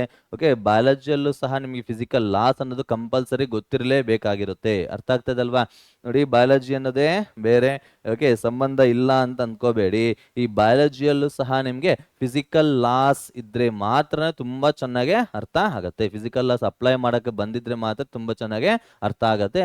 How the biology explains about plants and animals. Is it right? ಅಷ್ಟೇ ಅಲ್ಲ, ನಿಮಗೆ ಈ ಕೆಮಿಕಲ್ ರಿಯಾಕ್ಷನ್ಸ್ ನಡೆಯೋದು ಅಷ್ಟೇ ನಿಮಗೆ ಫಿಸಿಕಲ್ ಲಾಸ್ ನ ಬೇಸ್ ಮಾಡಿಕೊಂಡು, that is law of conservation of energy, mass and all those things, ಇದರೆಲ್ಲ ಬೇಸ್ ಮಾಡಿಕೊಂಡು ನಿಮಗೆ ಏನಾಗುತ್ತೆ, ನಿಮಗೆ ಕೆಮಿಸ್ಟ್ರಿ ಎಲ್ಲ ಬೇಸ್ ಆಗಿರುತ್ತೆ. So why we can say physics is the most fundamental branch of science ಅಂತಾನೆ ಕರಿತೀವಿ. Physics is the most fundamental branch of science. Okay, so on one more thing, ಯಾಕಿದು ಮೋಸ್ಟ್ ಫಂಡಮೆಂಟಲ್, ವೈ ಅಷ್ಟು scene ಇದೆ ಇದಕ್ಕೆ ಅಂತ ಅಂದಿದ್ದಾಗ we can go as ಅಂತ ಹೇಳ್ಬೋದು. Because of scope and excitement of physics. Whenever we go with the scope ಅಂತಂದಾಗ ಅದಕ್ಕಷ್ಟು ಸ್ಕೋಪ್ ಇದೆ, ಅಷ್ಟು ಸೀನ್ ಇದೆ ಅಂತಂದಾಗ ಅದರಲ್ಲಿ ಇರತಕ್ಕಂಥ ಡಿಫರೆಂಟ್ ಬ್ರಾಂಚಸ್ ಬಗ್ಗೆ ನಾವು ಅರ್ಥ ಮಾಡಿಕೊಂಡ್ರೆ ಅವಾಗ ನಮಗೆ ಗೊತ್ತಾಗುತ್ತೆ, ಹೌದು, ಫಿಸಿಕ್ಸ್ಗೆ ಅಷ್ಟು ವ್ಯಾಲ್ಯೂ ಇದೆ, ಅಷ್ಟು ಸ್ಕೋಪ್ ಇದೆ ಅಂತ ಹೇಳ್ತೀವಿ. Is it right? What are they ಅನ್ನೋದು ನಾವು ನೋಡೋಣ. So first I will give what is the definition of science. Science ಅಂದ್ರೆ ಏನು, how can we understand scientific meaning of science ಅಂತ ನೋಡೋಣ. ಸೈನ್ಸ್ ಅನ್ನೋದೇನು ಅಂತಂದಾಗ it is exploring, experimenting and predicting from what we C around us ಅಂತ ಹೇಳ್ತೀವಿ. ನಾವು ಏನ್ ನೋಡ್ತೀವೋ ಅದ್ರ ಬಗ್ಗೆ ಎಕ್ಸ್ಪ್ಲೈನ್ ಮಾಡತಕ್ಕಂಥ ಬ್ರಾಂಚ್ನ ಸೈನ್ಸ್ ಅಂತ ಕರಿತೀವಿ. And one more thing, C here, it is a systematic attempt. It is a systematic attempt to understand the natural phenomenon. Natural phenomenon ಅಂದರೆ ನೇಚರಲ್ಲಿ ಯಾವುದೇ ಒಂದು ಪ್ರಕ್ರಿಯೆ ನಡೆದ್ರು ಅದರ ಬಗ್ಗೆ ಎಕ್ಸ್ಪ್ಲೈನ್ ಮಾಡತಕ್ಕಂಥ ಒಂದು ಬ್ರಾಂಚ್ನ ನಾವೇನಂತ ಕರಿತೀವಿ, ಸೈನ್ಸ್ ಅಂತ ಕರಿತೀವಿ. It is a systematic attempt okay to understand the natural phenomenon, to understand the natural phenomenon. ಅರ್ಥ ಆಯ್ತಲ್ವಾ? And whenever we come across the physics, ನಾನು ಹೇಳಿದ್ದೀನಿ ನಿಮಗೆ ಸೈನ್ಸ್ ಅನ್ನೋದು ನಿಮಗೆ ಓಕೆ ಸೈಂಟಿಯಾ ಅನ್ನೋ ಒಂದು ವರ್ಡಿಂದ ಬಂದಿದೆ ಅಂತ ಅಂದ್ಬಿಟ್ಟು. ಫಿಸಿಕ್ಸ್ ಅನ್ನೋದು ಎಲ್ಲಿಂದ ಬಂತು ನಿಮಗೆ ಅಂತಂದಿದ್ದಾಗ, see here, physics is derived from the Greek word ಅಂತ ಹೇಳ್ತಾರೆ. ಫ್ರಮ್ ದ ಗ್ರೀಕ್ ವರ್ಡ್, ಓಕೆನಾ ರೀ? From the Greek word. What is the physics here? ಏನ್ ಹೇಳ್ಬೋದು ನಾವಿಲ್ಲಿ ಅಂತಂದಿದ್ದಾಗ, ಫಿಸಿಕ್ಸ್ ಅನ್ನೋದು ನಿಮಗೆ ಎಲ್ಲಿಂದ ಬಂತಪ್ಪ? ನಿಮಗೆ ಗ್ರೀಕ್ ವರ್ಡ್ ಅಂತಾನೆ ಹೇಳ್ಬೋದು. So see here, physics is derived from the Greek word. What is the meaning of physics here? ಈ physics ಅನ್ನೋದು ಎಲ್ಲಿಂದ ಬಂತು ನಿಮಗೆ ಅಂತಂದಾಗ, it is derived from the fusis ಅಂತ ಹೇಳ್ತಾರೆ. fusis ಇಲ್ಲ ಅಂತಂದ್ರೆ ಸ್ಪೆಲ್ಲಿಂಗು ನಾವು ಚೇಂಜ್ ಮಾಡ್ಬೋದು, FUSIS. What is the meaning of this ಅಂತಂದಾಗ, it is nothing but nature ಅಂತ ಹೇಳ್ತಾರೆ. ಫ್ಯೂಸಿಸ್, ಇಸ್ ಇಟ್ ರೈಟ್ ಮಾ? ಫ್ಯೂಸಿಸ್ ಅಂದ್ರೆ ಮೀನಿಂಗ್ ಏನು ಅಂತಂದ್ರೆ, it is nothing but nature. That means physics is a branch of science which deals with the phenomenon that occur in the nature. ಇದರ nature ಬಗ್ಗೆ explain ಮಾಡತಕ್ಕಂಥ ಒಂದು ಬ್ರಾಂಚ್ ನ ಫಿಸಿಕ್ಸ್ ಅಂತ ನಾವು ಕರೀಬಹುದು. ನೋಡಿ ಇಲ್ಲಿ, it refers to the study of physical world, that is the study of the basic class of the nature and their manifestation in different natural phenomena. Okay, basic loss of nature ಬಗ್ಗೆ ಅಷ್ಟೇ ಅಲ್ಲ, ಅದು ಒಂದು natural ಫಿನಾಮಿನಲ್ಲಿ ಹೇಗೆ ನಾವು apply ಮಾಡಬಹುದು ಅದ್ರ ಬಗ್ಗೆ ಎಕ್ಸ್ಪ್ಲೈನ್ ಮಾಡತಕ್ಕಂಥ ಒಂದು ಬ್ರಾಂಚ್ ನಾವು ಫಿಸಿಕ್ಸ್ ಅಂತ ಕರಿತೀವಿ. ಗೊತ್ತಾಯ್ತಲ್ಲಪ್ಪ? ಫಿಸಿಕ್ಸ್ ಅನ್ನೋದು ಎಲ್ಲಿಂದ ಬಂತು ನಿಮಗೆ? It is derived from Greek word physis ಅಂತ ಹೇಳ್ತಾರೆ. What is the meaning of the physis here? Physis is nothing but the nature. Simple ಆಗಿ ಹೇಳಬೇಕಂದ್ರೆ, physics the branch of science which deals with the nature and natural phenomenon. ಅರ್ಥ ಆಗ್ತದಲ್ವಾ ಏನ್ ಹೇಳ್ತಾ ಇದೀವಿ ಅಂತ ಅಂದ್ಬಿಟ್ಟು? Later we have to understand what is the scope and excitement of physics ಅಂತ ಹೇಳ್ತಾರೆ. ಇಸ್ ಇಟ್ ಕ್ಲಿಯರ್ ಮಾ? ನೋಡಿ, ಇಲ್ಲಿ ಸ್ಕೋಪ್ ಆಫ್ ದ ಫಿಸಿಕ್ಸ್ ಬಗ್ಗೆ ನಾವು ಅರ್ಥ ಮಾಡ್ಕೋಬೇಕು ಅಂತಂದಾಗ, ಆ ಫಿಸಿಕ್ಸ್ ಅಲ್ಲಿ ಇರೋತಕ್ಕಂಥ ಡಿಫರೆಂಟ್ ಬ್ರಾಂಚಸ್ ಬಗ್ಗೆ ನಮಗೆ ಗೊತ್ತಾಗ್ಬಿಟ್ರೆ ನಮಗೆ ಅರ್ಥ ಆಗತ್ತೆ. Yes, it has more scope. Already ನಾನು ಡಿಸ್ಕಸ್ ಮಾಡ್ಕೊಂಡಿದ್ದೀನಿ, ಒಂದ್ಸರಿ ಅಬ್ಸರ್ವ್ ಮಾಡಿ. ಇಲ್ಲಿ to define the scope and excitement of physics, it is categorised in two groups. Physics ಅಲ್ಲಿ ನಿಮಗೆ ಬೇಸಿಕಲಿ 2 ಗ್ರೂಪ್ಸ್ ಇದೆ. ವಾಟ್ ಆರ್ ದೇ ಅಂತಂದಾಗ, first one is macroscopic domain, second one is microscopic domain ಅಂತ ಕರಿತೀವಿ.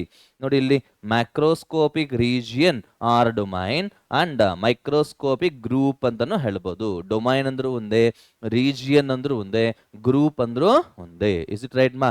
ನೋಡಿ, ಇಲ್ಲಿ ಮ್ಯಾಕ್ರೋಸ್ಕೋಪಿಕ್ ಡೊಮೈನ್ ಅಂದ್ರೆ ಏನು ಅಂತಂದಿದ್ದಾಗ, ಸಿ ಹಿಯರ್, ಮ್ಯಾಕ್ರೋಸ್ಕೋಪಿಕ್ ಹೆಸರಲ್ಲೇ ಇದೆ ನಿಮ್ಗೆ. ಮ್ಯಾಕ್ರೋ ಅಂತಂದಾಗ the things which can be seen with our naked I, ನಮ್ಮ ಕಣ್ಣಿಗೆ ಕಾಣಿಸೋತಕ್ಕಂಥ ಒಂದು ಥಿಂಗ್ಸ್ ಬಗ್ಗೆ ಎಕ್ಸ್ಪ್ಲೈನ್ ಮಾಡದೆ ಈ ಮ್ಯಾಕ್ರೋಸ್ಕೋಪಿಕ್ ಡೊಮೈನ್ ಅಂತ ಹೇಳ್ತಾರೆ. Is it right? So see here, it deals with the subjects or the phenomenons ಅಂತಾನೆ ಹೇಳ್ಬೋದು, ಇನ್ಕ್ಲೂಡೆಡ್ ಇನ್ ಕ್ಲಾಸಿಕಲ್ ಫಿಸಿಕ್ಸ್. ಅಂದ್ರೆ ನ್ಯೂಟನ್ ಮೆಕ್ಯಾನಿಕ್ಸ್, ನ್ಯೂಟನ್ ಅನ್ನೋದು ಯಾವ ಲಾಸ್ನ ಡೆವಲಪ್ ಮಾಡ್ಕೊಂಡಿದ್ದಾರೋ ಆ ಲಾಸ್ನ ಬೇಸ್ ಮಾಡಿಕೊಂಡು ಎಕ್ಸ್ಪ್ಲೈನ್ ಮಾಡಕ್ಕೆ ಸಾಧ್ಯ ಆಗಿರತಕ್ಕಂಥ ಎಲ್ಲಾ ಥಿಂಗ್ಸ್, ಎಲ್ಲಾ ಫೆನಾಮಿನಾನ್ಸ್ ನಿಮಗೆ ಮ್ಯಾಕ್ರೋಸ್ಕೋಪಿಕ್ ಡೊಮೈನ್ ಅಲ್ಲಿ ಬರುತ್ತೆ ಅಂತ ಹೇಳ್ತಾರೆ. It consist of the phenomenon which takes place at laboratory level, terrestrial level and astronomical levels ಅಂತ ಹೇಳ್ತಾರೆ. What is meaning laboratory level? ನಾವು ನಮ್ಮ ಫಿಸಿಕ್ಸ್ ಲ್ಯಾಬ್ ಅಲ್ಲಿ, ಕಾಲೇಜುಗಳಲ್ಲಿ ಫಿಸಿಕ್ಸ್ ಲ್ಯಾಬ್ ಅಲ್ಲಿ ಏನ್ ಎಕ್ಸ್ಪೆರಿಮೆಂಟ್ ಮಾಡ್ತೀವೋ ಅದೆಲ್ಲ ಮ್ಯಾಕ್ರೋಸ್ಕೋಪಿಕ್ ಲೆವೆಲ್ ಅಲ್ಲೇ ಬರುತ್ತೆ. ಅಷ್ಟೇ ಅಲ್ಲ, ಟೆರೆಸ್ಟ್ರಿಯಲ್ ಲೆವೆಲ್ ಅಂದ್ರೆ ಏನು ಅಂತಂದಾಗ the phenomenons are the things which occurs at the level of planets, is it right ma? Planet level ಅಲ್ಲಿ, planet size ಅಲ್ಲಿ, ಪ್ಲಾನೆಟ್ ನಮಗೆ ಸ್ಕೇಲ್ ಅಲ್ಲಿ ಯಾವ ಫೆನಾಮಿನಾನ್ಸ್ ಅನ್ನೋದು ನಡೆಯುತ್ತೋ ಆ ಫೆನಾಮಿನಾನ್ಸ್ ಎಲ್ಲ ನಿಮಗೆ ಎಂತ ಕರಿತೀವಿ, ಟೆರೆಸ್ಟ್ರಿಯಲ್ ಫೆನಾಮಿನಾನ್ಸ್ ಅಂತ ಕರಿತೀವಿ. ಅಂಡ್ ಲೇಟರ್ ಆಸ್ಟ್ರೋನಾಮಿಕಲ್ ಸ್ಕೇಲ್ಸ್ ಅಂತ ಹೇಳ್ತಾರೆ. ಆಸ್ಟ್ರೋನಾಮಿಕಲ್ ಅಂತಂದ್ರೆ the phenomena which takes place at the level of sun and the stars, at the level of sun and the stars. Okay na re, ಅದರ ಬಗ್ಗೆ ನಾವು ಎಕ್ಸ್ಪ್ಲೈನ್ ಮಾಡತಕ್ಕಂಥ ಒಂದು branch, domain, region, group of physics ನ macroscopic domain ಅಂತ ನಾವು ಕರಿತೀವಿ. ಗೊತ್ತಾಯ್ತಲ್ವಾ? And litre ಒಂದ್ಸರಿ ನೀಟಾಗಿ ಅಬ್ಸರ್ವ್ ಮಾಡಿ, ಈ ಮ್ಯಾಕ್ರೋಸ್ಕೋಪಿಕ್ ಡೊಮೈನ್ ನ ಅರ್ಥ ಮಾಡ್ಕೋಬೇಕು ಅಂತಂದಾಗ we must require the classical physics or Newtonian physics ಅಂತ ಹೇಳ್ತಾರೆ. ನ್ಯೂಟೋನಿಯನ್ ಫಿಸಿಕ್ಸ್ ಅಂತನೂ ನಾವು ಕರಿಬಹುದು. ನ್ಯೂಟೋನಿಯನ್ ಮೆಕ್ಯಾನಿಕ್ಸ್ ಇಲ್ಲ ನ್ಯೂಟೋನಿಯನ್ ಫಿಸಿಕ್ಸ್ ಅಂತಾನೆ ಹೇಳ್ಬಹುದು. ಗಾಟ್ ಇಟ್ ಮಾ? ನೋಡಿ ಇಲ್ಲಿ ಈ ಒಂದು ಬ್ರಾಂಚ್ ಅಲ್ಲಿ ನಿಮಗೆ ನ್ಯೂಟನ್ ಕ್ಲಾಸಿಕಲ್ ಫಿಸಿಕ್ಸ್ ಅಲ್ಲಿ ಮತ್ತೆ ಡಿಫರೆಂಟ್ ಬ್ರಾಂಚಸ್ ಅನ್ನೋದು ಇರುತ್ತೆ. ವಾಟ್ ಆರ್ ದೇ ಅಂತಂದಾಗ ನೋಡಿ ಇಲ್ಲಿ ಫಸ್ಟ್ ಮೆಕ್ಯಾನಿಕ್ಸ್ ಅಂತ ಹೇಳ್ತಾರೆ. ಮೆಕ್ಯಾನಿಕ್ಸ್ ಅಂದ್ರೆ ಏನು ಅಂತಂದಾಗ ಇದೆಲ್ಲ ಬೇಸಿಕ್ ಡೆಫಿನೇಷನ್ಸ್ ಚೆನ್ನಾಗಿ ಬಿಟ್ಕೊಳ್ಳಿ. This are all basic definitions you can expect for fill in the blanks, you can expect for what is that MCQs in national level entrance examination, also KCET also. ಯಾವ್ದನ್ನು neglect ಮಾಡಬಾರದು. ಓಕೆನಾ? ನೋಡಿ ಇಲ್ಲಿ mechanics ಅಂದ್ರೆ ಏನು ಅಂತಂದಾಗ it deals with the study of motion of particles, rigid and deformable bodies and general system of particles ಅಂತ ಹೇಳ್ತಾರೆ. ಇಟ್ ಈಸ್ ಬೇಸ್ಡ್ ಆನ್ ಯಾವ್ದ್ರ ಬೇಸ್ ಮಾಡ್ಕೊಂಡಿರುತ್ತೆ ಮೆಕ್ಯಾನಿಕ್ಸ್ ಅಂತಂದ್ರೆ it is based on law of gravitation and Newton's laws of motion. You are all familiar with ನೋಮಾ Newton's laws, F equal to m into a. Okay, law of inertia, and also for every action equal and opposite reaction. Is it right or not? ಅದರ base ಮಾಡ್ಕೊಂಡು ಈ mechanics ಅನ್ನೋದು ಇರುತ್ತೆ. Simple ಹೇಳಬೇಕು ಅಂತಂದ್ರೆ mechanics is the branch of physics which deals with what ಮಾ the motion of the objects, macroscopic objects ಅಂತ ಹೇಳ್ತಾರೆ. ಲೇಟರ್ ಸೆಕೆಂಡ್ ಬ್ರಾಂಚ್ ಏನ್ ಇದರಲ್ಲಿ ಕ್ಲಾಸಿಕಲ್ ಫಿಸಿಕ್ಸ್ ಅಲ್ಲಿ ಅಂತಂದಾಗ ಎಲೆಕ್ಟ್ರೋ ಡೈನಮಿಕ್ಸ್ ಅಂತ ಹೇಳ್ತಾರೆ. ಎಲೆಕ್ಟ್ರೋ ಡೈನಮಿಕ್ಸ್ ಹೆಸರಲ್ಲೇ ಇದೆ, ಎಲೆಕ್ಟ್ರೋ ಡೈನಮಿಕ್ಸ್ ಅಂದ್ರೆ ಮೋಷನ್ ಅಂತ ಅರ್ಥ. Is it right? So see, it deals with the study of electric and magnetic phenomenons ಅಂತ ಹೇಳ್ತಾರೆ. Electric and magnetic phenomenons. ಈ ಎಲೆಕ್ಟ್ರಿಕ್ ಮತ್ತು ಮ್ಯಾಗ್ನೆಟಿಕ್ ಫಿನಾಮಿನಾನ್ಸ್ ಎಲ್ಲಿಂದ ಬರುತ್ತೆ ನಿಮ್ಗೆ ಅಂತಂದಾಗ it is with charged and magnetic bodies ಅಂತ ಹೇಳ್ತಾರೆ. ಒಂದು ಬಾಡಿ ಚಾರ್ಜ್ ಆಗಿದ್ದಾಗ, ಒಂದು ಬಾಡಿ ಮ್ಯಾಗ್ನೆಟೈಸ್ ಆಗಿದ್ದಾಗ ಅದು ಯಾವ ರೀತಿ ಎಫೆಕ್ಟ್ ನ ತೋರಿಸುತ್ತೋ ಅದರ ಬಗ್ಗೆ ಎಲ್ಲ ನಾವು ಅರ್ಥ ಮಾಡ್ಕೋಬೇಕು ಅಂತಂದಾಗ we can go with electro dynamics ಅಂತ ಹೇಳ್ದೆ. ಎಲೆಕ್ಟ್ರೋ ಡೈನಮಿಕ್ಸ್ ಅಂಡರ್ಸ್ಟುಡ್ ಮಾ? ಈ ಒಂದು ಕಾನ್ಸೆಪ್ಟ್ಸ್ ಬಗ್ಗೆ ನಾವು ಅರ್ಥ ಮಾಡ್ಕೋಬೇಕು, ನಮಗೆ ಈಸಿಯಾಗಿ ಎಕ್ಸ್ಪ್ಲೈನ್ ಮಾಡಬೇಕು ಅಂತಂದಾಗ it is based on the laws given by Coulomb, Oersted, Ampere and Faraday. ಇದ್ರ ಬಗ್ಗೆ ನೀವು ಹೋಗ್ತಾ ಸೆಕೆಂಡ್ PUC ಫಸ್ಟ್ PUC ಅಲ್ಲಿ ನೀವು ಅಂದ್ರೆ ಈ ಚಾಪ್ಟರ್ ಅಲ್ಲದೆ ಬೇರೆ ಚಾಪ್ಟರ್ ನೀವು ನೀಟಾಗೆ ಓದ್ತೀರಾ. ಈ ಎಸ್ಪೆಷಲಿ ನೋಡಿ ಇಲ್ಲಿ ಕೂಲಮ್ಸ್ ಲಾ ಆಗಿರ್ಬೋದು, ಆಯಿಸ್ಟೆಡ್ ಬಗ್ಗೆ, ಆಂಪಿಯರ್ ಬಗ್ಗೆ ಮತ್ತೆ ನೀವು ಫ್ಯಾರಡೆ ಬಗ್ಗೆ ನೀವು ಸೆಕೆಂಡ್ PUC ಅಲ್ಲಿ ಹೆಚ್ಚು ಇನ್ಫಾರ್ಮೇಶನ್ ನಿಮ್ಗೆ ಸಿಗುತ್ತೆ. ಗೊತ್ತಾಗಿದಲ್ಲಪ್ಪ? That is about the electrodynamics. And later third branch in classical physics ಏನಪ್ಪಾ ಅಂತಂದ್ರೆ ಆಪ್ಟಿಕ್ಸ್ ಅಂತ ಹೇಳ್ತಾರೆ. Optics, is it right? Optics plays a very important role because it deals with the light. ನಮ್ಗೆಲ್ಲರಿಗೂ ಗೊತ್ತೇ ಇರುತ್ತೆ, ಇಸ್ ಇಟ್ ರೈಟ್?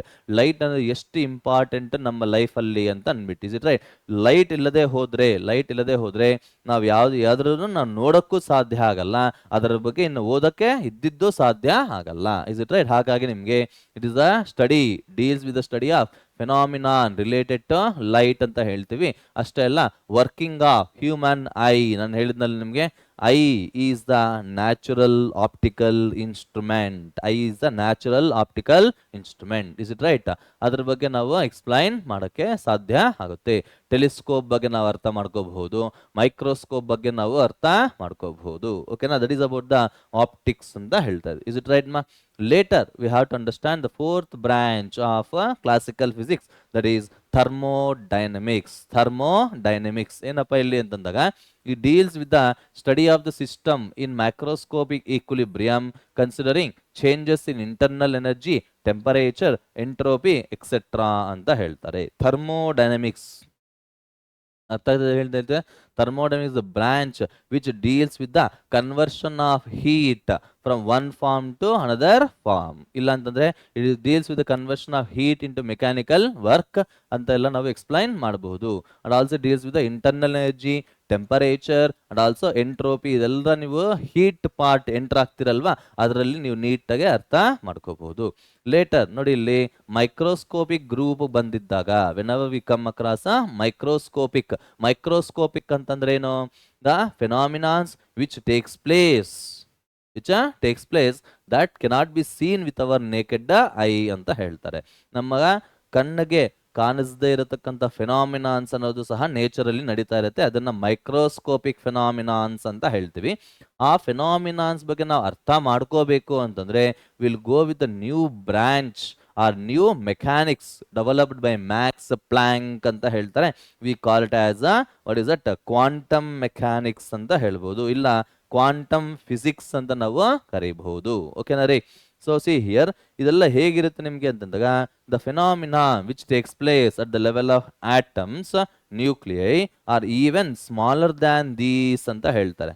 ನೋಡಿ ಇಲ್ಲಿ molecular level ಅಲ್ಲಿ ನಡೆಯೋದು, ಓಕೆ, ನ್ಯೂಕ್ಲಿಯಸ್ ಲೆವೆಲ್ ನಡೆಯೋದು, ಇಲ್ಲ ಅದಕ್ಕಿಂತ ಸಬ್ ಅಟಾಮಿಕ್ ಪಾರ್ಟಿಕಲ್ಸ್ ಮಧ್ಯದಲ್ಲಿ ನಡೆಯತಕ್ಕಂಥ ಫೆನಾಮಿನಾನ್ಸ್ ಬಗ್ಗೆ ನಾವು ಅರ್ಥ ಮಾಡ್ಕೋಬೇಕು ಅಂತಂದ್ರೆ we can go with microscopic domain or microscopic scale or microscopic group of physics ಅಂತ ಹೇಳ್ತೀವಿ.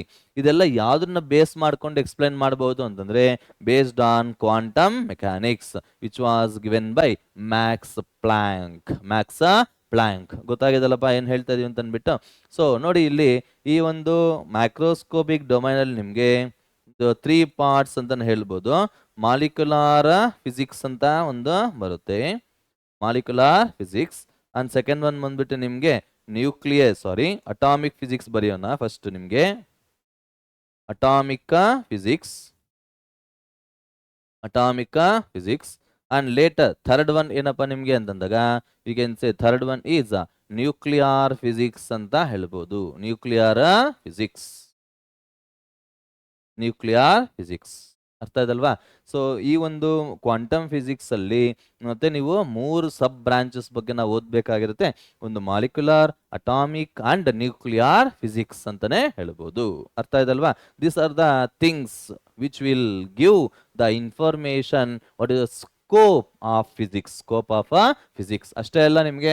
ಮತ್ತು ಈ ಒಂದು ಪ್ರತಿಯೊಂದು ಸಬ್ ಬ್ರಾಂಚ್ ಅಲ್ಲೂ ಮತ್ತು ಸಬ್ ಟಾಪಿಕ್ಸ್ ಅನ್ನೋದು, ಸಬ್ ಬ್ರಾಂಚಸ್ ಅನ್ನೋದು ಇರುತ್ತೆ. ಸೊ ಹಾಗಾಗಿ ನಿಮಗೆ it will a big tree ಅಂತಾನೆ ನಾವು ಹೇಳ್ಬೋದು. So why we can say physics has a lot of scope ಅಂತ ಕರಿತೀವಿ. And why the people will get excited in physics ಅಲ್ಲಿ ಯಾಕೆ ತುಂಬಾ ಜನ ಎಕ್ಸೈಟ್ ಆಗುತ್ತಾರೆ ಅಂತಂದಿದ್ದಾಗ ಬಿಕಾಸ್ ಆಫ್ ಓನ್ಲಿ 2 ಥಿಂಗ್ಸ್. ನಾನು ಹೇಳ್ತೀನಿ ನೋಡಿ ಇಲ್ಲಿ. Before going to this fundamental forces, let us have why the people will get excitement in physics ನೋಡಿ ಸಿಂಪಲ್ ಆಗಿ ಹೇಳಬೇಕು ಅಂತಂದಾಗ it is people will get excited because of only 2 things what are they ಅಂತಂದಾಗ ನೋಡಿ ಇಲ್ಲಿ first one that is simplicity of laws ಅಂತ ಹೇಳ್ತಾರೆ. Simplicity of laws. Physics ಏನಾದ್ರೆ ಲಾಸ್ ನ ನಮಗೆ ಕೊಟ್ಟಿದ್ದು, ಆ ಲಾಸ್ ಅನ್ನೋದು ಎಲ್ಲ ಸಹ ತುಂಬಾ ಸಿಂಪಲ್ ಆಗಿರುತ್ತೆ ಅಂತಾನೆ ನಾವು ಹೇಳ್ಬೋದು. ಅದು ಆಮೇಲೆ ಅದು ಹೇಗಿರುತ್ತೆ ಅಂತ ಒಂದ್ಸರಿ ಆಮೇಲೆ ನೋಡೋಣ. ನೆಕ್ಸ್ಟ್ ಒನ್ ಏನಪ್ಪಾ ಅಂತಂದಾಗ second one is beautiful experiments physics ಅಲ್ಲಿ ಇನ್ವಾಲ್ವ್ ಆಗಿರತಕ್ಕಂತ ಎಕ್ಸ್ಪೆರಿಮೆಂಟ್ಸ್ ನ ಯಾರಾದ್ರೆ ಅರ್ಥ ಮಾಡ್ಕೊಂತಾರೋ those people will get more excited in physics ಅಂತ ಹೇಳ್ತಾರೆ. ಅರ್ಥ ಮಾಡ್ಕೊಂತ ಇರಲ್ಲಪ್ಪ. Simplicity of laws of physics and also beautiful experiments in physics will make the people to get excited in physics ಅಂತ ಹೇಳ್ತಾರೆ. ಫಿಸಿಕ್ಸ್ ಅಂತಾನೆ ಹೇಳ್ತಾರೆ. ಗಾಟ್ ಇಟ್ ಮಾ here? Now let us understand about what are the fundamental forces. In physics or in nature ಅಂತಾನೆ ಕರೆಯೋಣ. Fundamental forces in nature. ಇದ್ರ base ಮಾಡಿಕೊಂಡು ನಿಮಗೆ 2 ಮಾರ್ಕ್ಸ್ ಕ್ವಶನ್ಸ್ ನಿಮಗೆ ಕೊಡ್ತಾರೆ. Write the fundamental forces in nature. Write the fundamental forces in nature. Write ಅಂತಂದ್ರೆ ಅದ್ರ ಹೆಸರುಗಳು ಬರೆದ್ರೆ ಸಾಕು. What are fundamental forces in nature? Okay, let us see that. What are those fundamental forces ಅಂತಂದ್ರೆ first one ನೋಡಿ ಇಲ್ಲಿ gravitational force, second one electromagnetic force, third one strong nuclear force and fourth one week nuclear force ಅಂತ ಕರಿತೀವಿ. See that gravitational force, electromagnetic force, strong nuclear force and weak nuclear force. These are the four fundamental forces in nature. ನೋಡಿ ಇಲ್ಲಿ gravitational force ಎಲ್ಲಿಂದ ಬರುತ್ತೆ ನಿಮಗೆ ಅಂತಂದ್ರೆ it is nothing but the mutual attraction between any two objects because of their masses is called gravitational force. Is it right, ma? Gravitational force is nothing but that is a mutual attraction between the two objects, or the force of attraction between the two bodies due to their masses. ಯಾವಾಗಾದ್ರೆ ಆಬ್ಜೆಕ್ಟ್ಸ್ಗೆ ಬಾಡೀಸ್ಗೆ masses ಅನ್ನೋದು ಇರುತ್ತೋ automatically ಆ ಎರಡು bodies ಮಧ್ಯದಲ್ಲಿ gravitational force ಅನ್ನೋದು ಇರುತ್ತೆ ಅಂತಾನೆ ಹೇಳ್ಬೋದು. ಗಾಟ್ ಇಟ್ ಮಾ? This force was discovered by sir Isaac Newton ಅಂತ ಹೇಳ್ತಾರೆ. This force was discovered by Isaac Newton. And later, second one, that is electromagnetic force. See here, the force associated with the charged particles is called electromagnetic force anta ಕರಿತೀವಿ. ಯಾವ force ಆದ್ರೆ charged particles ಮಧ್ಯದಲ್ಲಿ ಇರುತ್ತೋ ಆ ಒಂದು particles ನ ಆ ಒಂದು ಫೋರ್ಸ್ ನ ಎಲೆಕ್ಟ್ರೋಮ್ಯಾಗ್ನೆಟಿಕ್ ಫೋರ್ಸ್ ಅಂತ ನಾವು ಕರೀಬಹುದು. Is it right? Electromagnetic force ಅಂತಂದ್ರೆ ಎಲೆಕ್ಟ್ರಿಕ್ ಫೋರ್ಸ್ ಬರುತ್ತೆ, ಆಮೇಲಿಂದ ಮ್ಯಾಗ್ನೆಟಿಕ್ ಫೋರ್ಸ್ ಇರುತ್ತೆ. Is it right? And remember that ಯಾವಾಗಾದ್ರೂ ಒಂದು ಚಾರ್ಜ್ಡ್ ಪಾರ್ಟಿಕಲ್ ಅನ್ನೋದು ರೆಸ್ಟ್ ಅಲ್ಲಿ ಇರುತ್ತೋ ಎಲೆಕ್ಟ್ರಿಕ್ ಫೋರ್ಸ್ ಇರುತ್ತೆ, ಅದೇ ಚಾರ್ಜ್ಡ್ ಪಾರ್ಟಿಕಲ್ ಅನ್ನೋದು ಮೋಷನ್ ಇರುತ್ತೋ ಅವಾಗ ಎಲೆಕ್ಟ್ರಿಕ್ ಫೀಲ್ಡ್ ಅದ್ರ ಜೊತೆ ಮ್ಯಾಗ್ನೆಟಿಕ್ ಫೋರ್ಸ್ ಅನ್ನೋದು ಸಹ ನಿಮ್ಗೆ ಬರುತ್ತೆ ಅಂತಾನೆ ಹೇಳ್ಬೋದು. And later third force is strong nuclear force. Is it right ಮಾ? ದ ಸ್ಟ್ರಾಂಗ್ ನ್ಯೂಕ್ಲಿಯರ್ ಫೋರ್ಸ್ ಯಾಕದು ಸ್ಟ್ರಾಂಗ್ ಆಗಿರುತ್ತೆ ಅಂತ ನಾನು ಆಮೇಲೆ ಹೇಳ್ತೀನಿ ನಿಮಗೆ. So see here the force which binds the protons and neutrons together inside the nucleus is called what is it here? Strong nuclear force. Got it ma?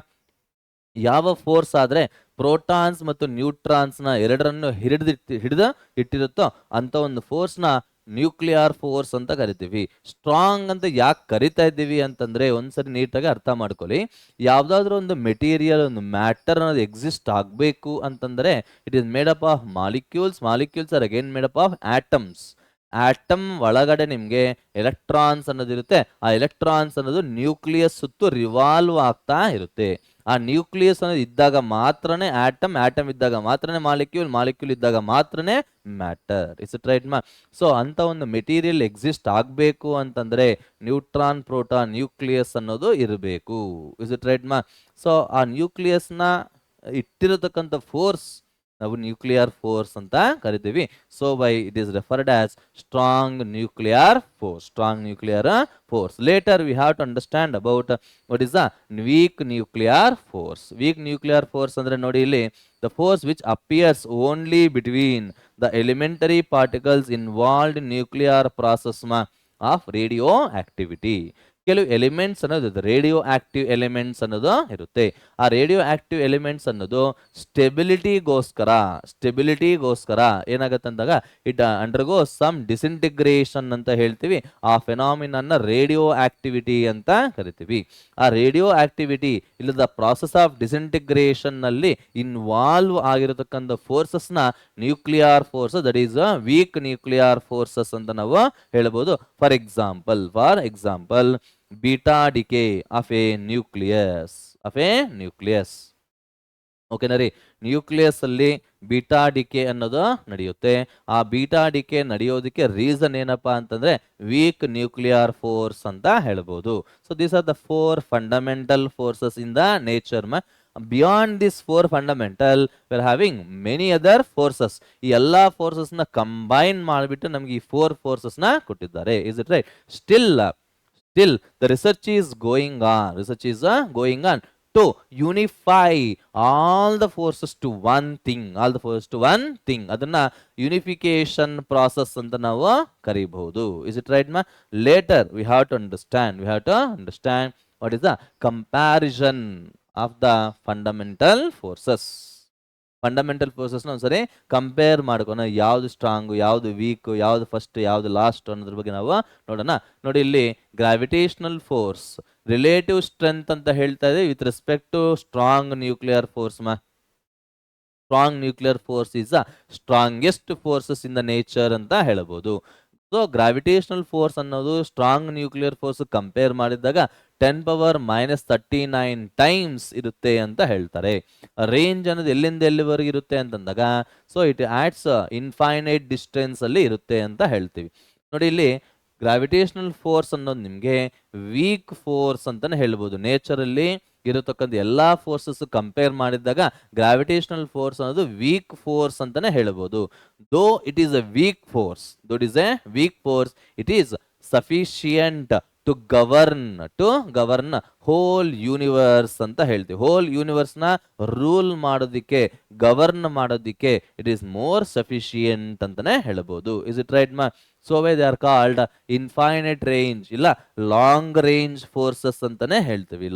Long range forces. And whenever you come to second one, ನೋಡಿಪ್ಪ, weak nuclear force ಅಂತ ಹೇಳ್ತಾರೆ. Weak nuclear force is 10⁻13 times the strong nuclear force ಅಂತ ಹೇಳ್ತೀವಿ. And they will act only within a small distance within the nucleus. Nucleus size ಅನ್ನೋದು ನಿಮಗೆ 10⁻15 meter ಅಷ್ಟೇ, 10⁻15 meter. So why they are called very short range forces, and they are sub nuclear size ಅಂದ್ರೆ approximately 10⁻16 to 10⁻15 meter range ಅಲ್ಲಿ ಮಾತ್ರನೇ ಅದು exist ಆಗುತ್ತೆ ಅಂತ ಹೇಳ್ತಾರೆ. So why they are called weak nuclear force. Later electromagnetic force. ಈ electromagnetic force ಅನ್ನೋದು strong nuclear force ಗಿಂತ 10⁻2 ಟೈಮ್ಸ್ ಜಾಸ್ತಿ ಇರುತ್ತೆ, ಅಂದ್ರೆ 100 ಟೈಮ್ಸ್ ವೀಕರ್ ಅಂತ ಅರ್ಥ. ಸೊ ಇದು ಅಷ್ಟೇ ನಿಮಗೆ ಇನ್ಫೈನೈಟ್ ರೇಂಜ್ ಅಲ್ಲಿ ಎಕ್ಸಿಸ್ಟ್ ಆಗಿರುತ್ತೆ ಅಂತ ಹೇಳ್ಬೋದು. And later strong nuclear force, these are strongest forces in the nature, and they also act only within the nucleus. ಹಾಗಾಗಿ ಈ ಒಂದು ಸ್ಟ್ರಾಂಗ್ ನ್ಯೂಕ್ಲಿಯರ್ ಫೋರ್ಸ್ ನ ಸಹ ನಾವು ಶಾರ್ಟ್ ರೇಂಜ್ ಫೋರ್ಸಸ್ ಅಂತ ಕರಿತೀವಿ, because they act only within 10⁻15 metre 10⁻15 metre. So these are the fundamental forces that exist in nature ಅಂತ ಹೇಳ್ಬೋದು. Fundamental forces that exist in nature. Now let us understand what is the nature of physical laws. Okay ನರಿ, ಈ physical laws ಅನ್ನೋದು ಹೇಗೆ ಇರುತ್ತೆ, ಅದರ nature ಏನು ಅನ್ನೋದ್ರ ಬಗ್ಗೆ ನಾವು ನೋಡೋಣ. So before going to see that, let us listen to my words carefully. ಏನಂತಂದಾಗ, ಯಾವುದಾದ್ರೂ ಒಂದು ಫೆನಾಮಿನಾನ್ ನಡೆದಿದೆ ಅಂತಂದ್ರೆ, for example collision of two bodies ಆಗಿರ್ಬೋದು, ಇಲ್ಲ ಅಕರೆನ್ಸ್ ಆಫ್ ಲೈಟ್ ಆಗಿರ್ಬೋದು, ಇಲ್ಲ ಅಕರೆನ್ಸ್ ಆಫ್ ಥಂಡರ್ ಆಗಿರ್ಬೋದು. This are all the natural phenomenas. Is it right or not? If a phenomena takes place in the nature, there will be involved many quantities. ತುಂಬಾ quantities involve ಆಗಿರುತ್ತೆ. ಅಂದ್ರೆ velocity, mass, charge, what is that, momentum, angular momentum, energy. Okay, these are all the quantities which can be involved in one physical phenomena. ಅರ್ಥ ಆಗ್ತದಲ್ಲ? ಈ ಎಲ್ಲಾ quantities ಅಲ್ಲೂ ಯಾವುದೋ ಒಂದು ಕ್ವಾಂಟಿಟಿ ಅನ್ನೋದು ಕಾನ್ಸ್ಟೆಂಟ್ ಆಗಿರುತ್ತೆ ಆ ಒಂದು ಫೆನಾಮಿನಾನ್ ಅಲ್ಲಿ. ಆ ಕ್ವಾಂಟಿಟಿ ನಾನು ಕನ್ಸರ್ವ್ಡ್ ಕ್ವಾಂಟಿಟೀಸ್ ಅಂತ ಕರಿತೀವಿ. ಅಂಡರ್ಸ್ಟ್ಯಾಂಡಿಂಗ್ ಮಾ? What is the conserved quantity ಮಾ? ಕನ್ಸರ್ವ್ಡ್ ಕ್ವಾಂಟಿಟಿ ಅಂದ್ರೆ ಮೀನಿಂಗ್ ಏನು ಅಂತಂದ್ರೆ, the quantity which remains constant in a phenomenon. ಯಾವ್ದಾದ್ರು ಒಂದು ಫೆನಾಮಿನಾನ್ ಅಲ್ಲಿ ಯಾವ ಕ್ವಾಂಟಿಟಿ ಕಾನ್ಸ್ಟೆಂಟ್ ಆಗಿರುತ್ತೋ ಅದನ್ನ ಕನ್ಸರ್ವ್ಡ್ ಕ್ವಾಂಟಿಟಿ ಅಂತ ಹೇಳ್ತೀವಿ. ಇಸ್ ಇಟ್ ರೈಟ್ ಮಾ? ಸೊ ಆ ಕನ್ಸರ್ವ್ಡ್ ಕ್ವಾಂಟಿಟಿನ ಬೇಸ್ ಮಾಡಿಕೊಂಡು ಈ ಫಿಸಿಕ್ಸ್ ಅನ್ನೋದು ಲಾಸ್ ನ ಡೆವಲಪ್ ಮಾಡಿದೆ, ಫಿಸಿಕ್ಸ್ ಲಾಸ್ ನ ಡೆವಲಪ್ ಮಾಡಿದೆ. ಇಸ್ ಇಟ್ ರೈಟ್ ಮಾ? ಅದಕ್ಕೆ ಅದನ್ನ ಕನ್ಸರ್ವೇಷನ್ ಲಾಸ್ ಅಂತ ಕೊಟ್ಟಿದ್ದಾರೆ, ಕನ್ಸರ್ವೇಷನ್ ನ laws. I will give you the examples. Okay, let us see that. What is that? ನಾನು ಹೇಳಿದ್ದನ್ನೇ ಹೇಳ್ತಾನೆ ನೋಡಿ ಇಲ್ಲಿ. The physicists observe that during a physical phenomenon governed by different forces, several quantities may change. Several quantities may change, but some special physical quantities remain constant with respect to time and with respect to surroundings ಅಂತನೂ ಹೇಳಬಹುದು. Got it ma? And they are called, those special physical quantities are called as conserved quantities ಅಂತ ಕರಿತೀವಿ. Okay, and this is called okay loss of conservation. Those loss which are given based on conserved quantities are called as conservation laws ಅಂತ ಹೇಳ್ಬೋದು. ಇಲ್ಲ ಅಂತಂದಾಗ so law of ಕನ್ಸರ್ವೇಷನ್ಸ್ ಅಂತಾನೆ ಹೇಳ್ಬೋದು. Okay, for example ನೋಡಿ ಇಲ್ಲಿ first one, law of conservation of energy. ನೀವು 8ನೇ ಕ್ಲಾಸಿಂದ ಓದ್ತಾನೆ ಇರ್ತೀರಾ. What is the law of conservation of energy ಮಾ? ಏನ್ ಹೇಳುತ್ತೆ? What is the statement of this ಅಂತಂದ್ರೆ, energy can neither be created nor be destroyed, but it can be transferred from one form to another form. That means heat energy can be converted into light energy or sound energy, like that. Is it right? Mechanical energy can be converted into heat energy, sound energy, light energy, like that. ಅಂದ್ರೆ energy in the universe ನಾವು create ಮಾಡೋಕ್ಕೂ ಆಗಲ್ಲ, destroy ಮಾಡೋಕ್ಕೂ ಆಗಲ್ಲ. But ಆದ್ರೆ ನಾವು ಒಂದು form ಇಂದ ಇನ್ನೊಂದು ಫಾರ್ಮ್ ನಾವು ಕನ್ವರ್ಟ್ ಮಾಡಬಹುದು ಅಂತ ಹೇಳ್ತಾರೆ. ಅಂದ್ರೆ ಎನರ್ಜಿ ಅನ್ನೋ ಒಂದು ಕ್ವಾಂಟಿಟಿ ಯಾವುದೇ ಒಂದು ಫೆನಾಮಿನಲ್ಲಿ ಕಾನ್ಸ್ಟೆಂಟ್ ಆಗಿರುತ್ತೆ ಅಂತ ಹೇಳ್ತಾರೆ. ಗಾಟ್ ಇಟ್ ಮಾ? That is about the law of conservation of energy. So if you want, I will read the sentence here. See here, energy can neither be created nor be destroyed, but it can be changed from one form to another. That is, the total sum of all kinds of energy in this universe remains the same anta heltare. Total sum of all kinds of energy, potential energy, kinetic energy, mechanical energy, nuclear energy, okay, ಎಲ್ಲ energies ನ add ಮಾಡಿದ್ರೆ it always remains constant ಅಂತ ಹೇಳ್ತೀವಿ. ಓಕೆನಾ? Second example ನೋಡಿ, law of conservation of mass. Law of conservation of mass, same thing. ನೀವೆಲ್ಲರೂ ಓದಿರ್ತೀರಾ, mass can neither be created nor be destroyed, but it can be transferred from one body to another body. is called as law of conservation of mass ಅಂತ ಹೇಳ್ತಾರೆ. ಅದಕ್ಕೆ best example ನೋಡಿ ಇಲ್ಲಿ, Einstein's theory of relativity or Einstein's mass energy relation. E equal to mc square. Okay, if a particle has some mass m, then that particle always be associated with some energy, and that energy is always equal to E equal to mc square anta heltare, where c is the speed of light, that is 3 into 10 to the power of 8 meter per second anta ಕರಿಬಹುದು. equal to mc square. ಅರ್ಥ ಆಗ್ತದಲ್ವ ಏನು ಹೇಳ್ತಾ ಇದೀವಿ ಅಂತ ಅಂದ್ಬಿಟ್ಟು. and m is the mass, c is the speed of light in vacuum ಅಂತ ಹೇಳಬಹುದು. ಅರ್ಥ ಆಯ್ತಲ್ವಾ? this is the law of conservation of mass. Similarly, we can go with the law of conservation of momentum ಅಂತ ಹೇಳ್ಬೋದು. momentum ಅಂದ್ರೆ ಏನು ಅಂತಂದಾಗ, the quantity of motion of a moving body.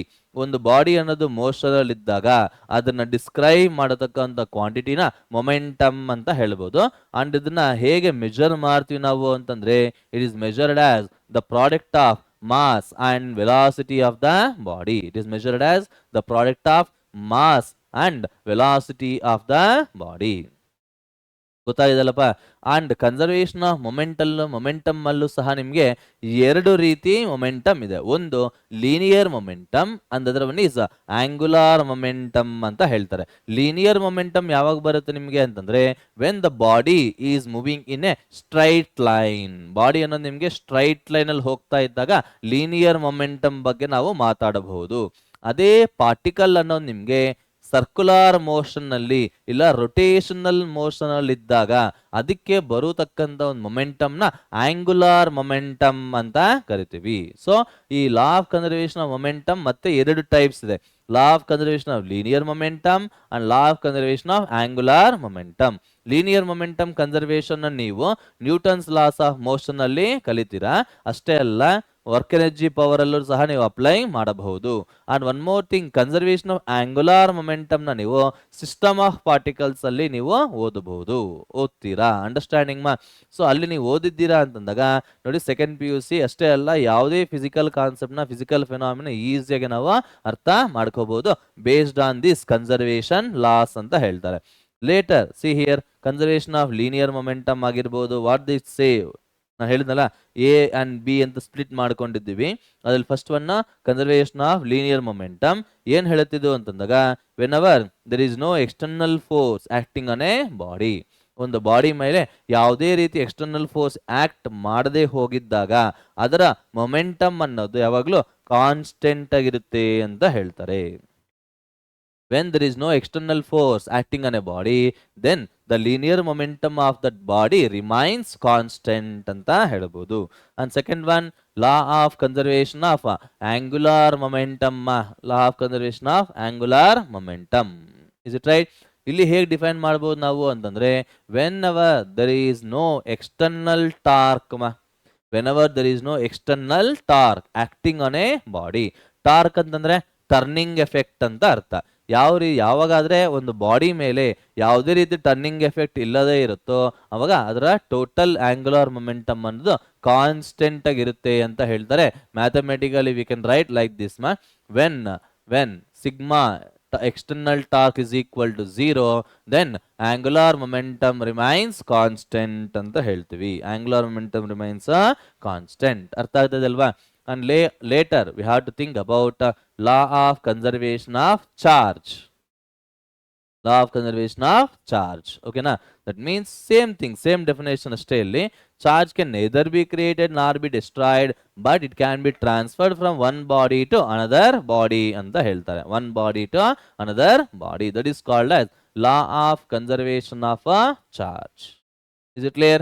ನೋಡಿ, ಸೈಂಟಿಫಿಕ್ ಆಗಿ ಇನ್ನೂ ಕ್ಲಿಯರ್ ಆಗಿ ಹೇಳಬೇಕು ಅಂತಂದ್ರೆ ನೋಡಿ, ಇಲ್ಲಿ the net charge on on isolated system or an isolated body remains constant. The net charge an isolated system or an isolated body always remains constant. That is called as conservation of charge. ಇದೇ ರೀತಿ ನಿಮ್ಗೆ ಇನ್ನೂ ಒಂದು ಬರುತ್ತೆ, ಏನು ಅಂತಂದಾಗ, see here we can say law of parity ಅಂತಾನು ಹೇಳ್ಬೋದು. It is based on spin of sub atomic particles ಅಂತ ಹೇಳ್ಬೋದು. ಲಾ of parity. Is it right ಮಾ? These are the things ma. And later we have to make a note that physical laws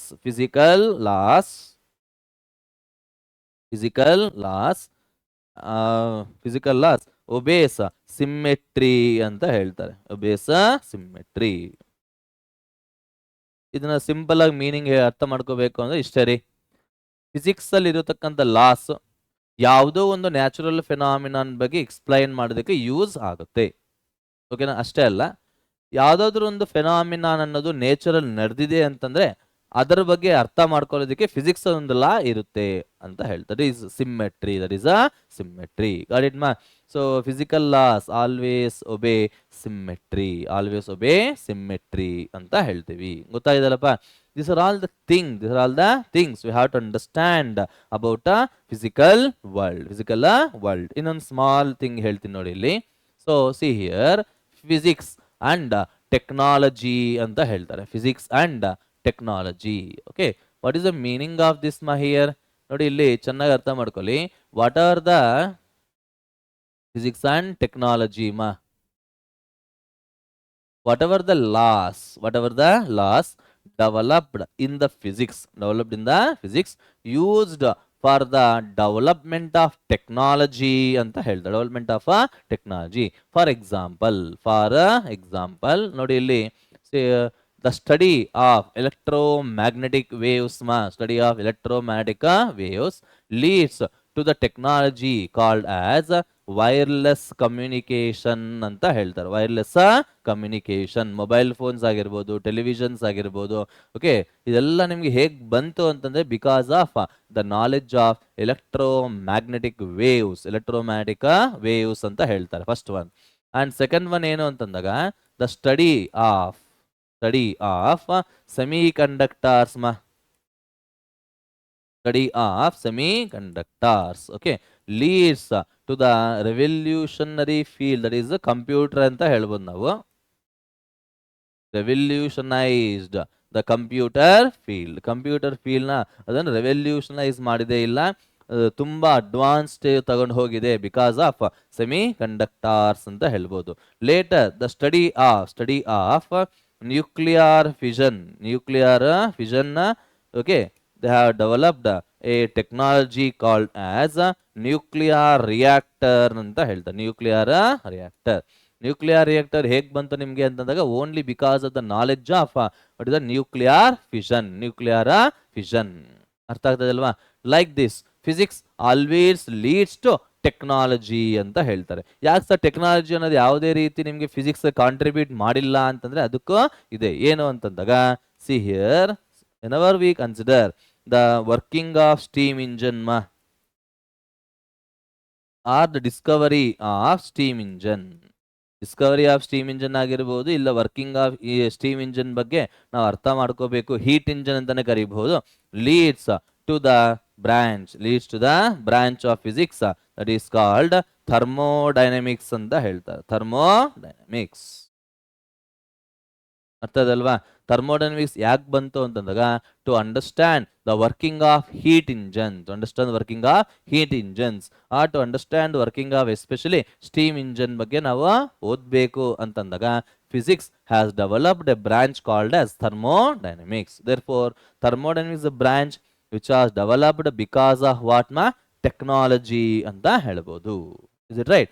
so physics, technology both are used by us, that is society ಅಂತ ಹೇಳಿ. Therefore in this way there is a link between physics, technology and society. Physics, technology and society. ನೋಡಿ ಇಲ್ಲಿ ನೀವು NCERT book open ಮಾಡಿಬಿಟ್ಟು tabular columns ಒಂದ್ಸರಿ refer ಮಾಡಬೇಕು. Especially the name of the scientist and their inventions.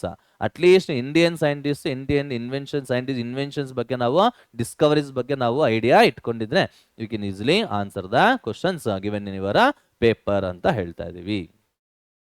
ಅರ್ಥ ಇದಲ್ಲಪ್ಪ? So this are all the things which you have to learn under the first chapter, that is physical world. ಇನ್ನು ಕೆಲವು questions ನಿಮ್ಗೆ MCQs format ಅಲ್ಲಿ ನಮ್ಗೆ ಕೊಟ್ಟಿದ್ದೀನಿ, ಅದನ್ನು ಸಹ ನೀವು ಓದಿದ್ದೀರಾ ಅಂತಂದ್ರೆ you can easily answer maximum from the chapter that is at my dear physical world ಇಂದ ನಿಮ್ಗೆ ಯಾವ ರೀತಿ ಕ್ವಶನ್ಸ್ ಬರುತ್ತೆ ಅಂತ ನಿಮ್ಗೆ ಎಕ್ಸಾಂಪಲ್ ಕ್ವಶನ್ಸ್ ನಿಮ್ಗೆ ಕೊಟ್ಟಿದ್ದೀನಿ. Please go through it my dear. What is the first question my dear? First question answer ನೀಟಾಗಿ ಅಬ್ಸರ್ವ್ ಮಾಡಿ. So can you answer the first question here? Physics is the branch of science. Which deals with the study of what ಅಂತಂದಾಗ ನಾನು ಹೇಳಿದ್ದೆ ನಿಮಗೆ physics definition ಬಗ್ಗೆ ನಾನು ಕೊಟ್ಟಿದ್ದೀನಿ. which deals with the study of what? nature and natural phenomena. Got it ma? Next question ನೋಡಿ. In physics quantitative measurement is central to the growth of science because ಅಂತ ಹೇಳ್ತಾ ಇದ್ದಾರೆ. ಕ್ವಾಂಟಿಟೇಟಿವ್ ಮೆಜರ್ಮೆಂಟ್ ಅನ್ನೋದು ನಿಮಗೆ it is core part it is a central part for the growth of science ಅಂತ ಹೇಳಿದ್ದಾರೆ. Why? What is the reason behind that ಅಂತ ನೋಡೋಣ.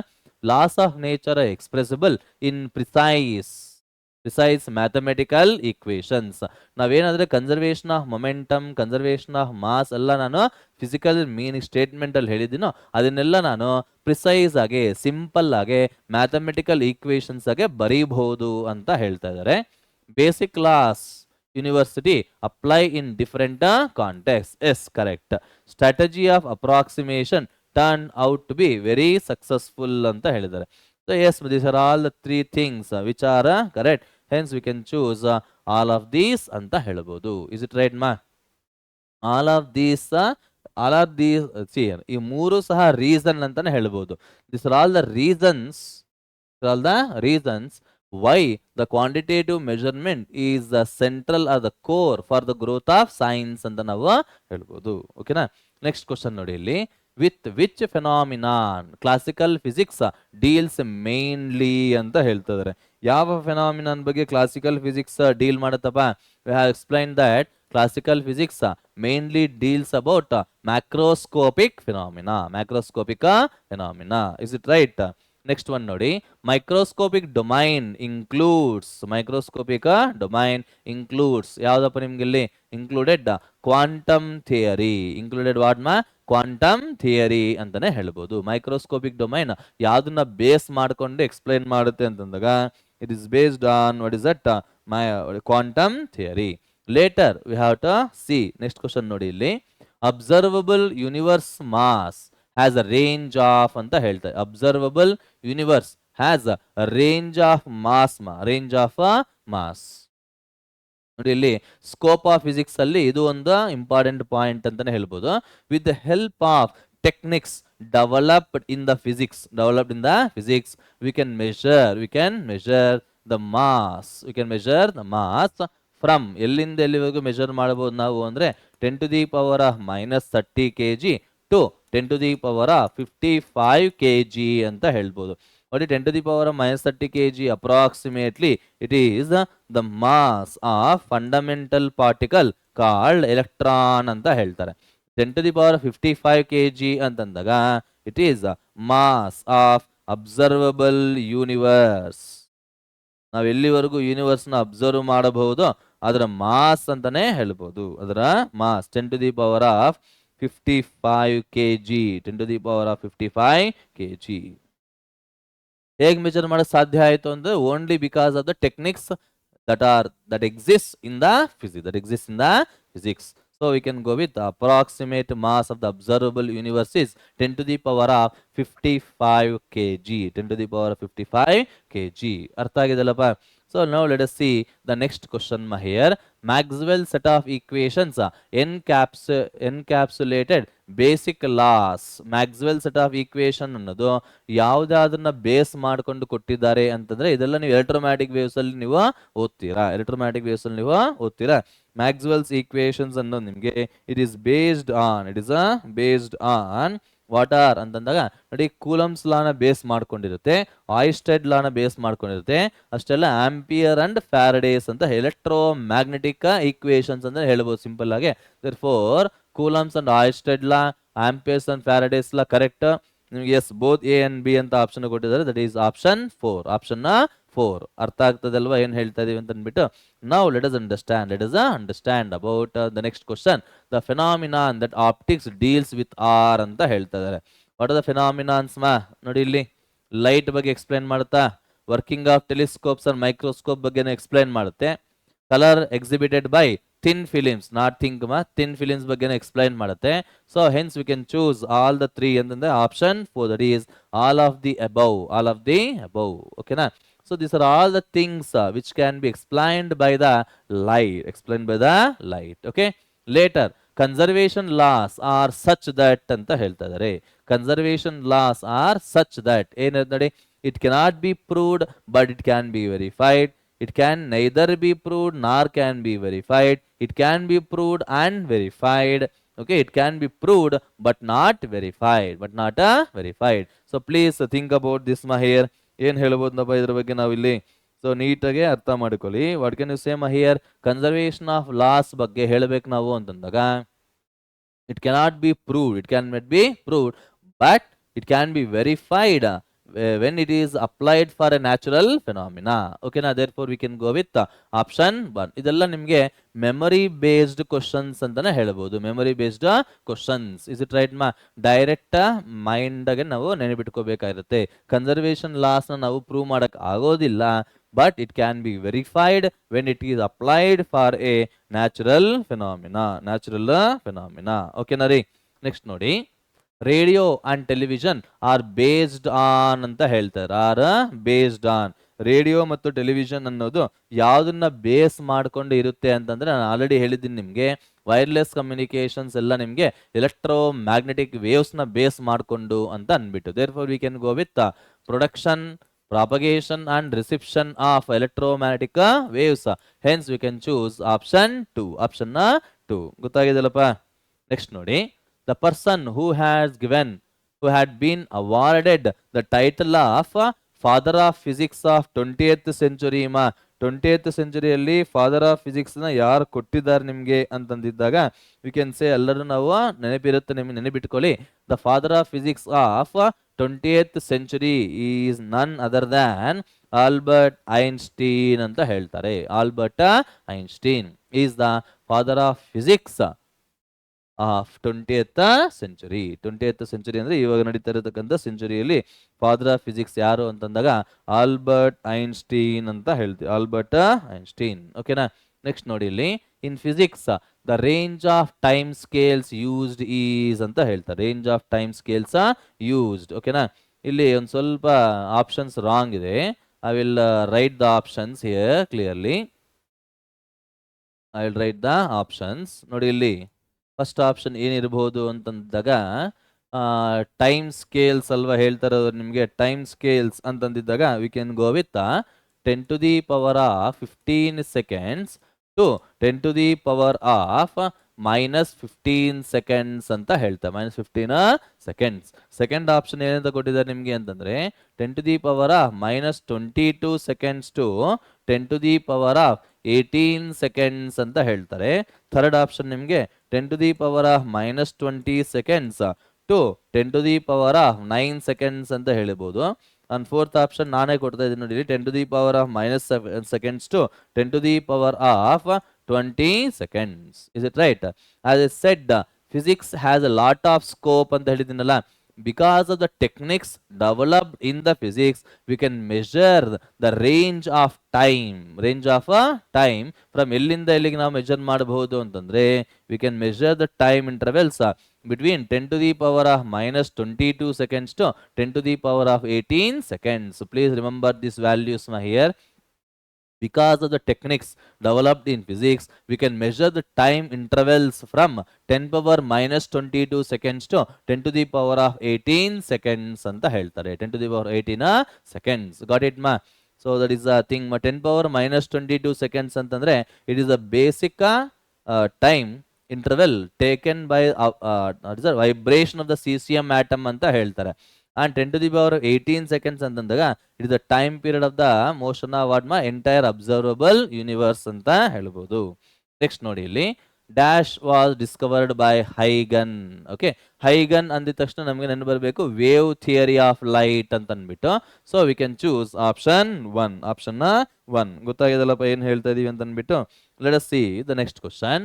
Which of the following statement is not correct ಅಂತ ಹೇಳ್ತಾ. Is not correct. Please think about this ಮಹಿಯರ್. ಒಂದ್ಸಲ ನೀಟಾಗೆ ನೋಡಿ.